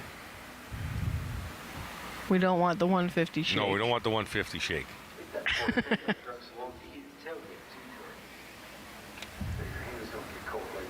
All right, here we go. This looks like a couple of different Civics, I think, Kate. So the white car, so that's a VW in the blue. That's a Volkswagen blue, and the white car is a Civic. Probably it's either a Golf or a Jetta. Japanese Getting set here for the next matchup. German technology. Civic versus the Farfennuken. All right, here we go. Civic with a good start. The Volkswagen trying to fight. Oh, hello. Wow. Hello. My goodness. That's a little hitch in the giddy up for sure for that Volkswagen out of turn number 2 and down the back. That was a close race until about 40 feet from turn 1. And the Volkswagen cruising around for victory here out of turn number 4. Little tire squeak. And through to the next round in the white Civic Chigon. As we continue here with the opening round of King of the Hill at Delaware Speedway on Rogers TV. And here's our next matchup. A couple of SUVs. Coming around to start their one-lap showdown here at Delaware Speedway. And we still have 2 minivans to watch here. A couple of ladies behind the wheels of those vans getting set to do battle. I think we have a Kia Soul coming Okay. on the outside.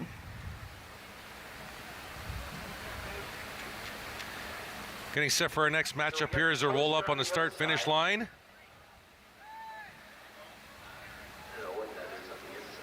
And we'll draw them up to the line. I think it's a Pontiac on the inside, but I'm not sure. Pontiac Vibe, maybe? I heard Jordan downstairs say Pontiac Vibe. I heard him. Did he say that? I thought I heard him say that. I think he said on the Vibe, mic. yeah. So Pontiac Vibe on the inside. There's a nice shot from our flag stand camera, and they're off and running. And the Vibe gets a good start. And we'll see what the second place machine can do. Closes in on her braking. That's our closest battle yet coming out of turn 2 so far tonight. And the Vibe will lead him into turn number 3. Looking to the outside here. Maybe a crossover. Looking to the inside. Trying to crossover. Trying to squeeze in. It's going to be a drag race out of turn number 4. And the Vibe will hold on. By far our closest race of King of the Hill thus far this evening. And it takes a couple of SUVs to do it. What do you think, Kate? That was a good one. It was. It was a good one. And they'll... I am thoroughly enjoying the flag man from the stands, though. I haven't been living watching. his best life. He's flipping the switches to make the lights change. He's just having a time up there. Oh, wow. That's awesome. All right, here comes our next matchup. 2 more pairs. This one and another one before our minivan showdown. And our Ford next pair. Focus, maybe? Here we go, a couple of 4-door sedans. Okay, he'll come up to the line here. Creep up to the line. Set. Creep up to the line. And set. They look like they're perfectly set there. Here we go. Here we go. Getting set to the flag stand. And green, we are racing here with our next matchup. That's a pretty even start. All right, that's a pretty even start into turn number 1. Here we go, let's see. And the outside sedan gets the edge of the turn 2. Here it comes, fighting back on the inside. They're gonna drag race down the back here. And right there with each other. Into turn number 3 they go. See who, oh, the top one went down. Getting loose, look out. Hey, fishing all the way through, and he'll save it. And they'll both mash the gas for the line. And the outside sedan will win it. Keeping her straight after fishing through the turns 3 and 4 to win that matchup. Wow, replay. Wow. They go in side by side. You can see the driver looking to see how much room he's got out the window and then just start sliding on the top. Holy moly. Wow. I think everybody else was going, are you going to have a car to get home? And I thought the other driver was probably saying, is he coming down on me? I'm going to push the brakes a little bit here. Wow. All right, one more matchup before our vans, and then the start of round 2 after that. Here we go, our next matchup. Let's get on to some minivans. Cadillac. And yeah, the first one absolutely is a Cadillac with a birthmark on the top. And Chevy from Jordan on the inside. Cadillac versus Chevy. Chevy on the outside and sorry, Cadillac on the outside, Chevy on the inside. Waiting for the flag stand. Green, there we go. And a good start by the Cadillac for sure. Into turn number 1, comfortable lead. And out of turn 2 down the back. Very big lead and Look extending. at that gap. Yeah, extending. This will be an easy win for the Cadillac, and our vans are up next. And through to the next round. That'll wrap up round number 1 for the cars and trucks, and our vans are next. So round 1 is done. The vans are up next, and then round 2 will begin. And let's turn the vans loose here. Here they are. They're ready to go. And the crowd getting riled up for the vans here.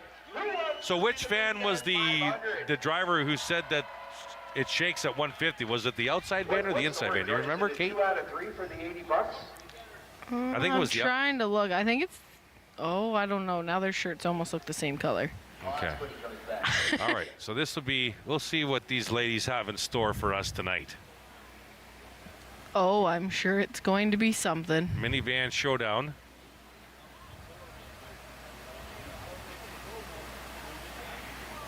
They both making their racetrack debut. We know that one van can get up to 140 and shakes at 150. We don't know what the other van can do. I think the shaker van's on the outside, I think. And the bike rack's on the inside. Backing up a little bit here and set. We'll bring the other van up. A little more. I think they're both caravans, so. Okay. So we got the shaker. The shaker on the outside and the racker on the inside. Hey, nicknames, why not? Bike rack on the inside and shaker on the outside. All right, waiting for the green. I think just explaining that maybe they're going to do 3 laps here, or like. Best out of 3? Best out of 3. Okay. 2 out of 3 for $80. All right, 2 out of 3. That's way better. I hear right, for $80. $80, and they're going to switch lanes for race number 2. They're going to alternate lanes each race. So the blue van, the bike rack, will get the inside for if they go all 3 races twice. So we'll see. All right. Oh, let's turn them loose here. We're ready to go. Minivan showdown at Delaware Speedway, part of King of the Hill, here on Rogers TV. Just hang a left, okay? All right, here we go. We're clear, and we're ready to set the vans loose here. Best 2 out of 3, minivan challenge. All right, they're off. Door handle to door handle, sliding door to sliding door. Here they go into turn number 1. And bike rack looking for the inside. Here comes shaker on the outside. Okay, let's get her up to 140 on the backstretch. Here we go. And let's see if we can get some speed going here. Oh, here comes the bike rack closing in, but a little bit of brakes here. Hey, the first one, the lead van went in quite heavy and drifts up the track, and it's going to be shaker van. They're going to win the first of a best of 3 for the minivan challenge. So they'll switch spots for their starting position, and they'll try it again. Here is the winner right there. The black winner, round 1. Now blue van knows what they need to do. The only problem is the blue van starts on the outside. I guess they're not doing 2 out of 3 because they set the next 2 cars already out. I think it was a accident here by the looks of it. Yeah, so the first pair for round number 2 is going to be called back into pit road because we're doing best 2 out of 3 with these vans here. And these vans are cornering like they're on rails at a 53-kilometer pace. 52 maybe. Here we go. All right, so the inside van has won leg number 1. And another win, it'll be over. Was it $80 you said was on the line? $80. $80. That's a lot of, that's some groceries, not many. These It might be the these tank. days. It might be half a tank of gas that they're using to do this race. Here we go, and they're off.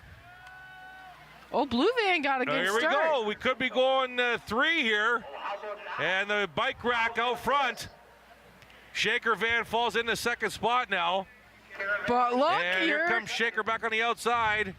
Oh, we're gonna go 3, I think here. We're gonna go 3 for sure. And bike rack here leading. Here comes Shaker van on the outside. It's not over yet. She's gonna take her to the outside here. And she's gonna cut down. Oh, she's gonna win it. And it's gonna be over in 2 straight for the Shaker van.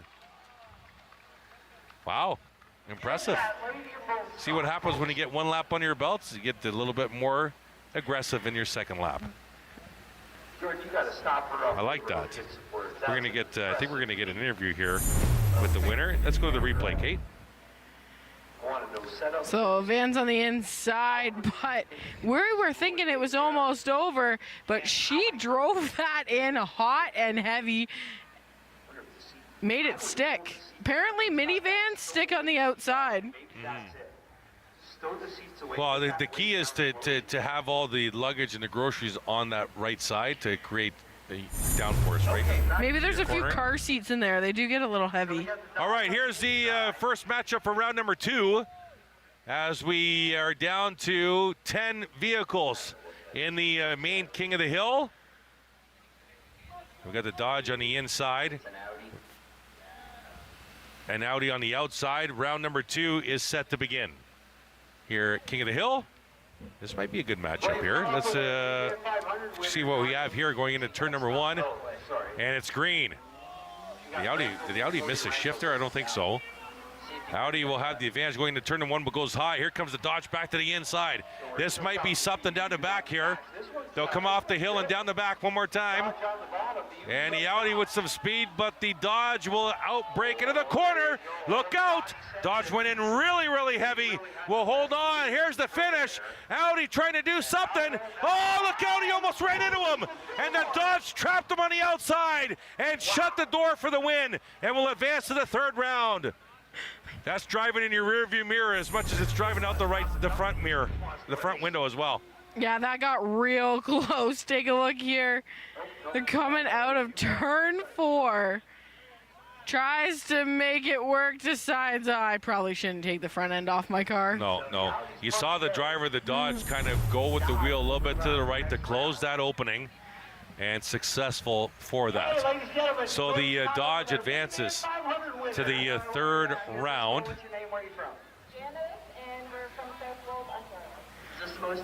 So they're interviewing the van winner. Her name is Janice. Congratulations to Janice, winner of $80. As our I think next, Janice might go home and want a bone stock. what's that? Sorry. I think Janice should go home and build a bone stock. She didn't look too afraid going into that No, she corner didn't. that hot and heavy in a minivan. Could you imagine what she'd do in a bone stock? Well, what did Rowdy Burns say to Cole Trickle in Days of Thunder after Cole did that lap by himself? Well, you look pretty good. See how you do in a crowd, right? Yep. And we're off and running with the 33 machine on the inside, getting a good jump.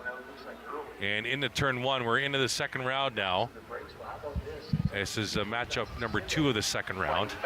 Oh, they'll draw even down the back. Advantage to the outside here. 33 car trying to get back on the inside, but the outside car will carry some nice speed through the corner and will come home with the win. And the 33 machine is eliminated. And that car right there advances to the third round of King of the Hill. Next up is the impressive pickup truck versus the Camaro.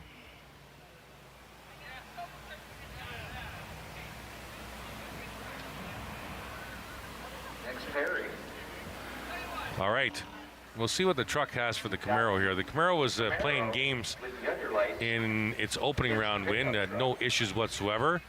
Went against a Lego truck.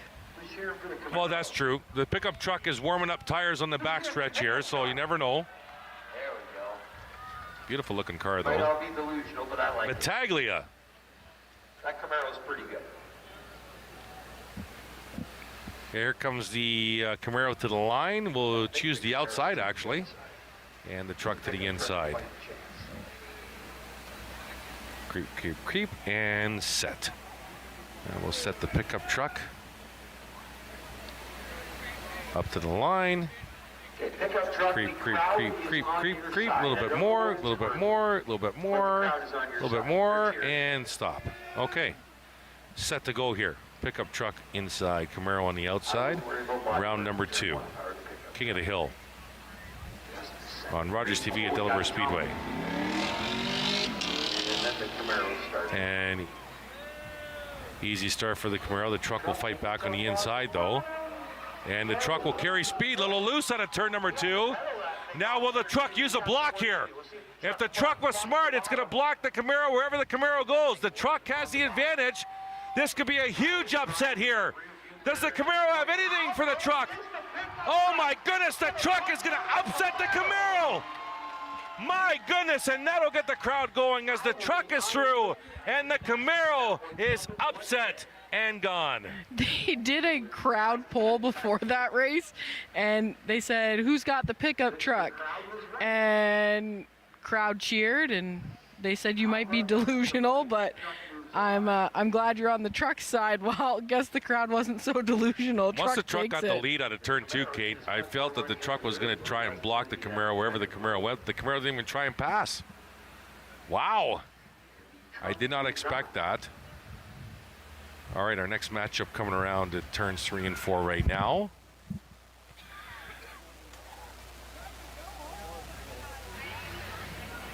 All right, so that was our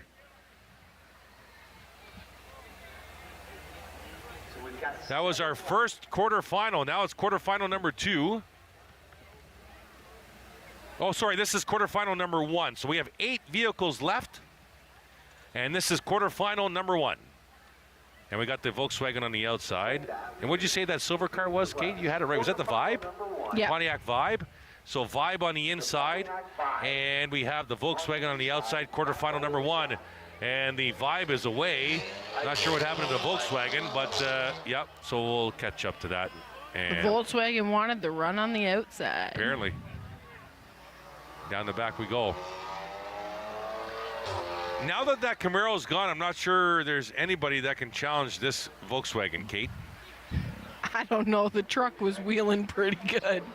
Yeah. I don't think it's going to take the Volkswagen.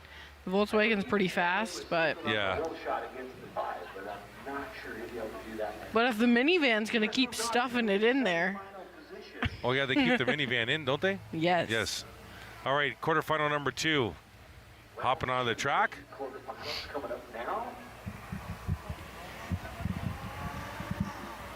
We got the, I think the Cadillac, right? That's the first one's a Cadillac. Yeah. Yeah, there's the Caddy. And they're coming around here to start off quarterfinal number 2 here. King of the Hill on Rogers TV at Delaware Speedway. Caddy's going to take the outside. What do we got on the inside there? It's the King of the Hill. So the King of the Hill so exciting, Kate. It's like calling golf. And they're just going to creep up to the line here.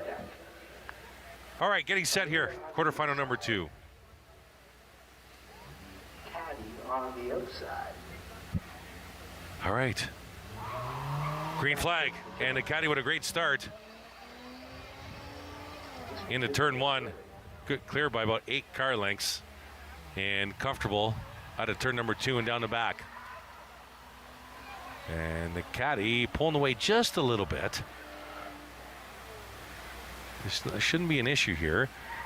Oh, drifting up the track a little bit. You can hear the tires squealing. Maybe the caddy's got something for that Volkswagen, Kate. Who knows? Maybe. Maybe the Dodge, right? The Dodge is still in it. Well, they're going to go against each other in the next round. Oh, they are too. The caddy's going to draw the Volkswagen next round. That's right. This might be the most even matchup yet of tonight. The Dodge and the Caravan. What do you think? Depends on how she stuffs it in there again. Yeah, she's got to be within a car length before she stuffs it in there, and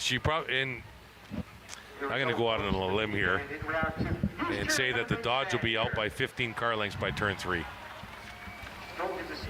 Going out on a limb, Kate. Back on the air with you next Friday here at Delaware Speedway, 7:30. Dodge will come up to the line. And waiting on the minivan. Up to the line. And good to go. All right, quarterfinal action here. Minivan versus the Dodge. And green flag. And the Dodge might get my 15 car lengths before turn 1. Darn close.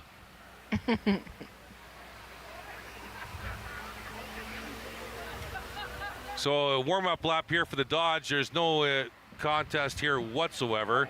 My estimate was wrong. It's a full straightaway by turn 3. She already won $80. She's good to go. Absolutely. Absolutely. So the Dodge is through, and the Caravan will probably get a round of applause as she comes through. There it is. And she goes home $80 richer for taking the minivan challenge. Okay.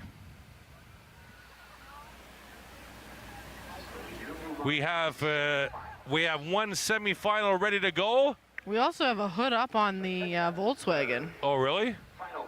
Oh, yes. Cooling Probably up. just cooling. So that's the final quarterfinal. The one semifinal is already set. The winner of this next race will take on the Dodge in semifinal number 2. And it's the truck in this final quarterfinal matchup here. So we'll see what the truck can do. And they waiting in the semis right now, the Cadillac, the Volkswagen, and the Dodge. And the winner of this one here. Did we say this was a Civic, Kate? Yeah, I think it's a Civic on the inside. So the Civic coming up to the line, and then the pickup truck slowly coming out of turn number 4. The F-150. And the crowd cheering for the pickup truck. Taking its time to get to the line. I'm not quite sure why it's taking its sweet time. Maybe it wants to just, wave to the crowd. Put on some racing gloves, wave to the crowd. Crank some Barry Manilow.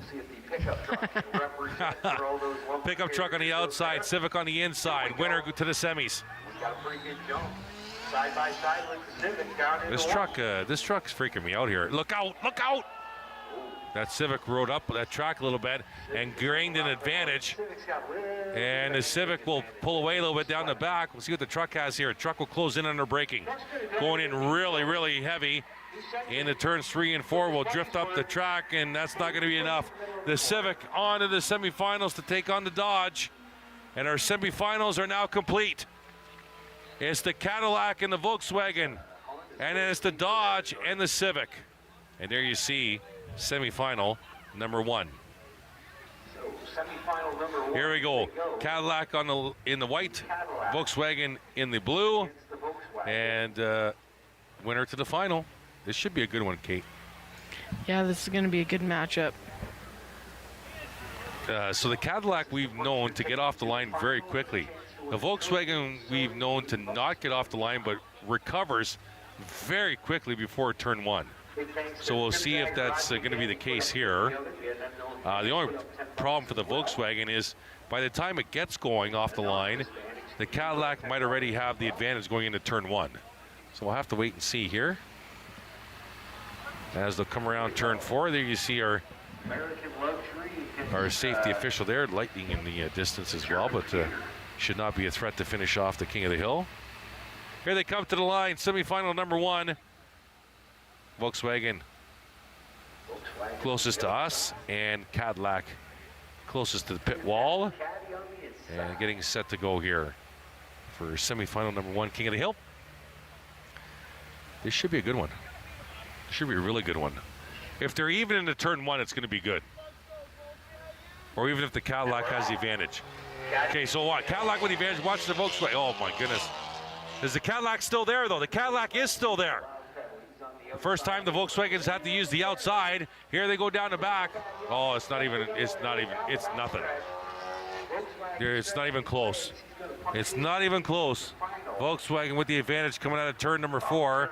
Looking for a berth in the final, and the Volkswagen will get it through the finals, the Volkswagen, and the Cadillac is eliminated.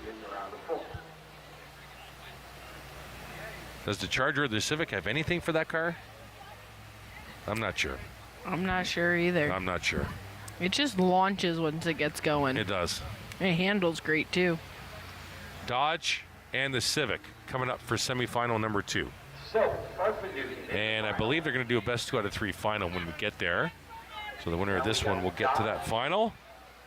The Volkswagen is waiting in the wings. Dodge and Civic coming around. And getting set to approach the line here.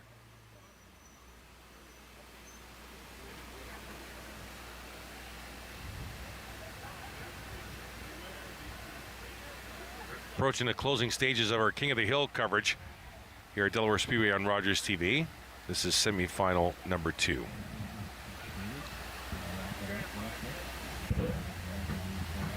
All right, waiting for the green. Green. See, just those starts alone by both those cars are no match for the Volkswagen. I'm telling you right now. Yeah, I think the Volkswagen is going to take it. Yeah, let's see the speed down the back. Civic coming back on the outside here. Dodge with the preferred lane into turn number 3. Civic trying to fight. Civic on the outside. Civic around the outside. Oh, what an impressive pass. And the Civic will win it at the line. What an impressive pass that was on the outside of turns 3 and 4 and stuck with it. The car held for the driver and victory and a berth in the final. Wow. Okay. Replay. Civic goes in on the outside, just barrels in and makes it stick on the outside, able to come out just flying down the front stretch. Wow. Impressive and very nervy move for sure. And the Civic will come around to the start-finish line and will await the opponent, the Volkswagen. All right, so we'll see. I still don't think it's going to be much of a match here. They're going to go best out of 3. And the Volkswagen has been released from pit road.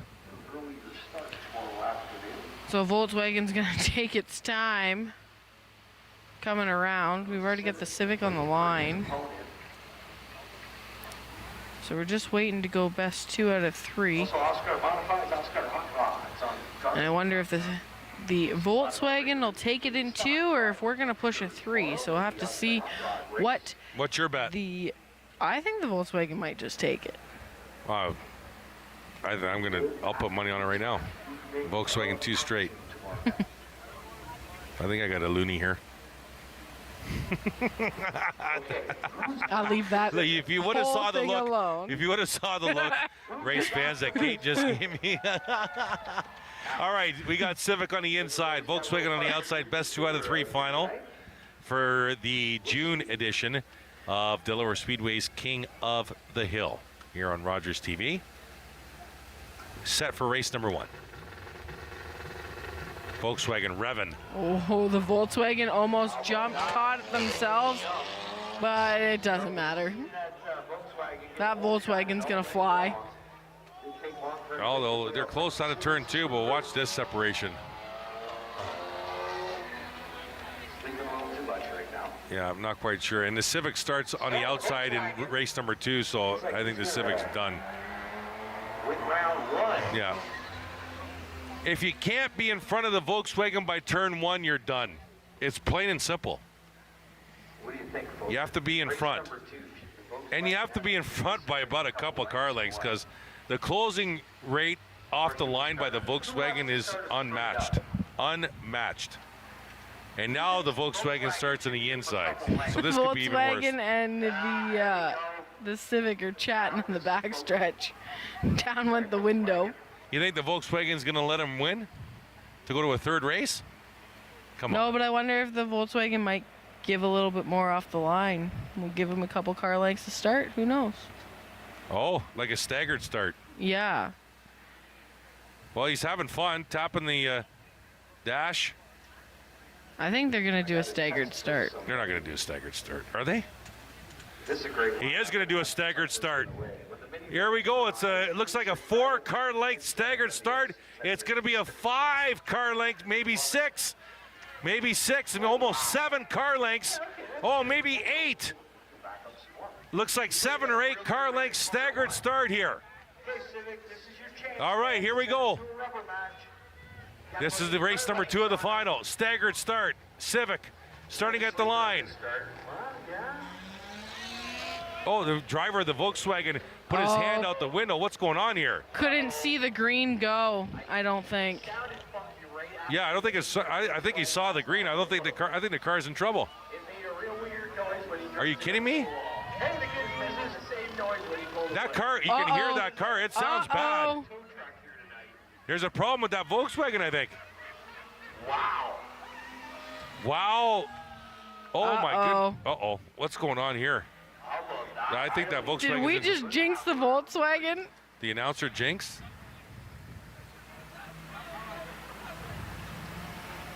Like he stuck his hand out the window. I think he saw the green. Because you can see the green in turn 1. I think he stuck his hand out the window. He goes, I have no power. Something's broken here. But he's coming around here. Yeah. Interesting to see what's going on here. I would have liked to see the result of that staggered start. Safety crew's going to have a chat.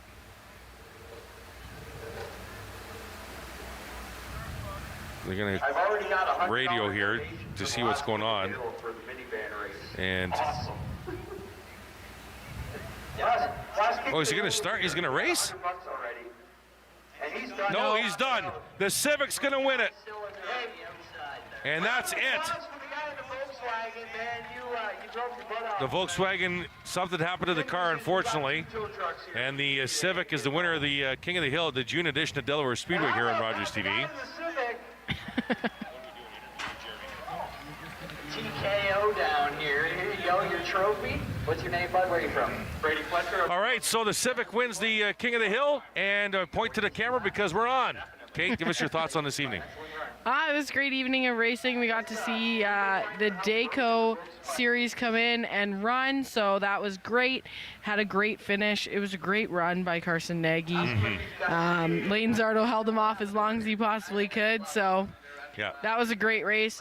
We also got to see a three-peat in the bone stocks. For sure. So that was amazing to see. And unfortunately, I think the last couple times that we've tried to have the modifieds on Rogers TV, we got rain. I didn't want to say it before because I did not want to give the announcers jinx.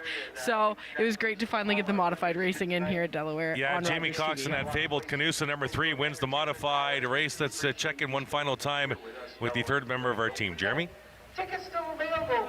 Much, Chris and Kate. Yes, indeed, it was a great night of racing here. Give credit to Charlie Verhoeven. I mean, man, oh man. Like you said, Chris, the man is on a mission. 3 straight bone stock feature race wins for him. He also has that title of the only fours bone stock championship that he's also retained as well with that. But again, a great night and more racing tomorrow afternoon as well here from Delaware Speedway, and I'll send it back up to you guys upstairs. Thank you, Jeremy. On behalf of Jeremy and Kate and myself and all of the Rogers crew on tonight, thank you so much for spending part of your Friday night with us. Join us next Friday. We'll be live here at Delaware Speedway starting at 7:30. Enjoy the rest of your Canada Day, technical Canada Day weekend. Enjoy your Canada Day. We'll talk to you next Friday. Enjoy the rest of your weekend. This has been Rogers TV at Delaware Speedway, presented by Ray Cullen Chevrolet. Good night.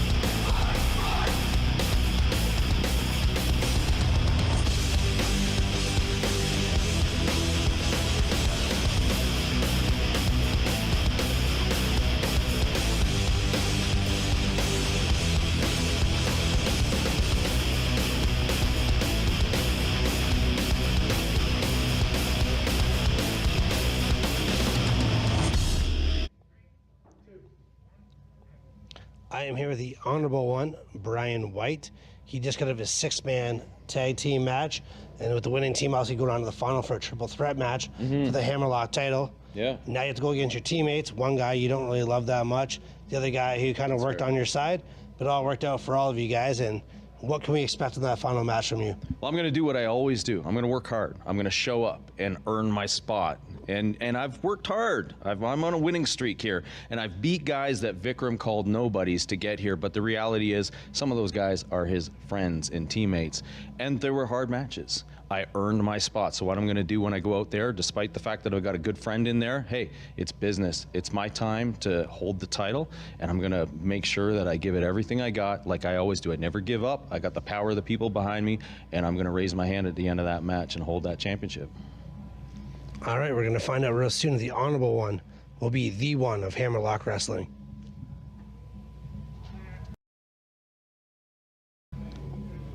I am here with Book's Michael Grayson. 1/3 of the tag team that won the 6-man tag. Six. And one of us can count. Yes, that's the most important thing. And I'm going to count to 3 later when I win the title. That's going to be me. I'm going to do it. I'm going to do it. I swear. I'm going to do it. I'm going to do it. I'm going to do it. It's okay. It's okay. I've got my friend in there, Brian. You know, he was a little messy at the end there. I was a little, thrown off by him. But I've got his number now. I've got his number, and I'm going to outsmart him. And then Vikram Prasher, I don't even know if he knows how to count. He doesn't even own a calculator. Like, who doesn't own a calculator? Like, calculators are cool, man. But anyway, I'm going to win the Hammerlock Pure Wrestling Championship right now! Well, he's excited. Grayson is going to be the champion of Hammerlock Wrestling if you go off that interview. I am here with Vikram Prasher, the Tyson Dukes champion. He has told me 10,000 times. I've also been told by the guys in my ear to hang on to the microphone. We know your style. All right, you are the guy that was going to win tonight. What can we expect from the Punjabi Prodigy? You can expect the Punjabi prodigy Vikram Prasher to walk out with 2 pieces of gold. Not just the most prestigious trophy in Canada, but the Hammerlock Pure Wrestling Championship, because I have earned this. All right? People know what Hammerlock Pure Wrestling is because of the Punjabi prodigy. I'm the face of this damn promotion, and I've proven it time in and time out. And I'm about to go out there and take what has rightfully been mine this entire time when I become Hammerlock champion. I think you made it pretty clear, and thank you for not taking my microphone. I'm out. I don't need this.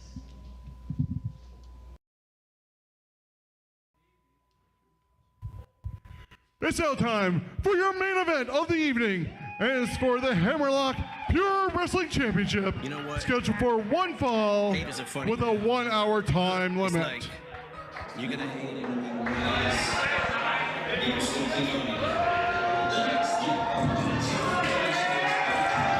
Well, here we go. If you ask this man, he has already won, but he's making his way to the ring. Vikram Prasher with the Tyson Dukes Cup, looking to take home the gold tonight. 2024 Tyson Dukes Cup holder. He said he was going to do it himself earlier on in the six-man tag team matchup. Michael Grayson was the one that ended up getting the pin and sending this team into the triple threat to crown a brand new Hammerlock Pure Wrestling champion. Prasher is fired up. He is ready to go. He has waited a long time for this moment. Calling himself the uncrowned champion of Hammerlock Pure Wrestling for as long back as I can remember. Injuries, close calls. This could be his night here. The German-Canadian Club in London, Ontario. The title is his for the taking in his mind. Absolutely, there's nothing that is going to stand in the way of Vikram Prasher tonight, except his two opponents. Working as a team earlier tonight, and now a triple threat. Introducing competitor number 2. From my heart and from my hand, why don't people understand my intention? And there's the man who got the pinfall in our opening matchup, Michael Grayson. And look who's with him. Michael Grayson bringing the backup here in his tag team partner, Rodney Matthews. One half of Books and Looks. And it looks like we have a special guest joining us here. We're going to have a guest joining us. Thank you for joining us, Rodney Matthews. Welcome to the commentary table. Thank you for having me. Can you hear me? We got you. One half of Books and Looks. Cheering on your best friend here, Michael Grayson, who did get that pinfall in the opening contest. Like I knew he could be the next Hammerlock Pure Wrestling champion, something you know all about. Yeah, man, this is going to be an intense battle. Triple threat matches are pretty rare here in Hammerlock, and if you guys don't know, the rules are a little different. There's going to be no countouts, no DQ, so we'll see. Like, these guys are all out for that championship. That's a great point. Something that I imagine Vikram Prasher is going to try and use to his advantage. Yeah, that's going to be interesting as well. And here we go, our third competitor in the matchup. It's the honorable one, Brian White. White making his way to the ring. White on a winning streak right now. This is exactly the opportunity he's been looking for to walk away with the Hammerlock Pure Wrestling Championship. White fired up. Can his heart and soul bring him the victory here tonight? Spoiler alert, Michael Grayson is walking out with that championship. Now, you gave Brian White the thumbs up there, too. You're just looking for I do like some Brian good competition. He's a good guy. He's an honorable man. I'll give him that. He's very honorable. As the name suggests, yeah.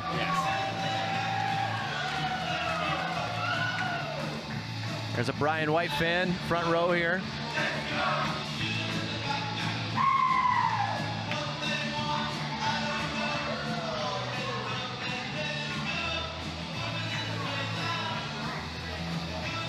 Such a rare match, too, with no current champion, a vacant title.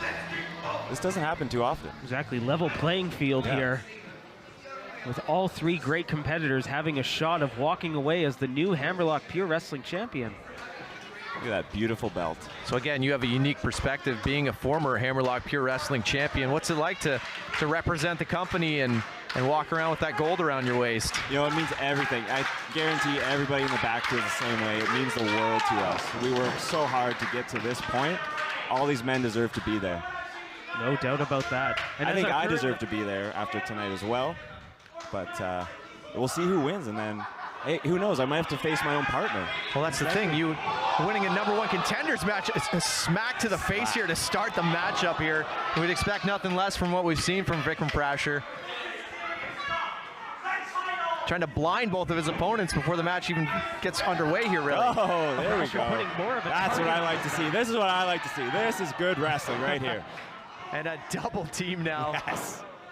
Partners earlier on in the night, and here we go now. It's all on the line for the gold. You know, I have to imagine after Prash's performance in that first match, using teamwork, just no teamwork whatsoever from Vikram, already putting a target on his back, his actions not making it any smaller, but wait a moment here. Look at the height on that leg drop, first of all, though. I don't know what his vertical is here, but Michael Grayson getting up there. Absolutely. Uneasy Alliance is already faltering here as Grayson goes for the pin. A huge double suplex. Awesome.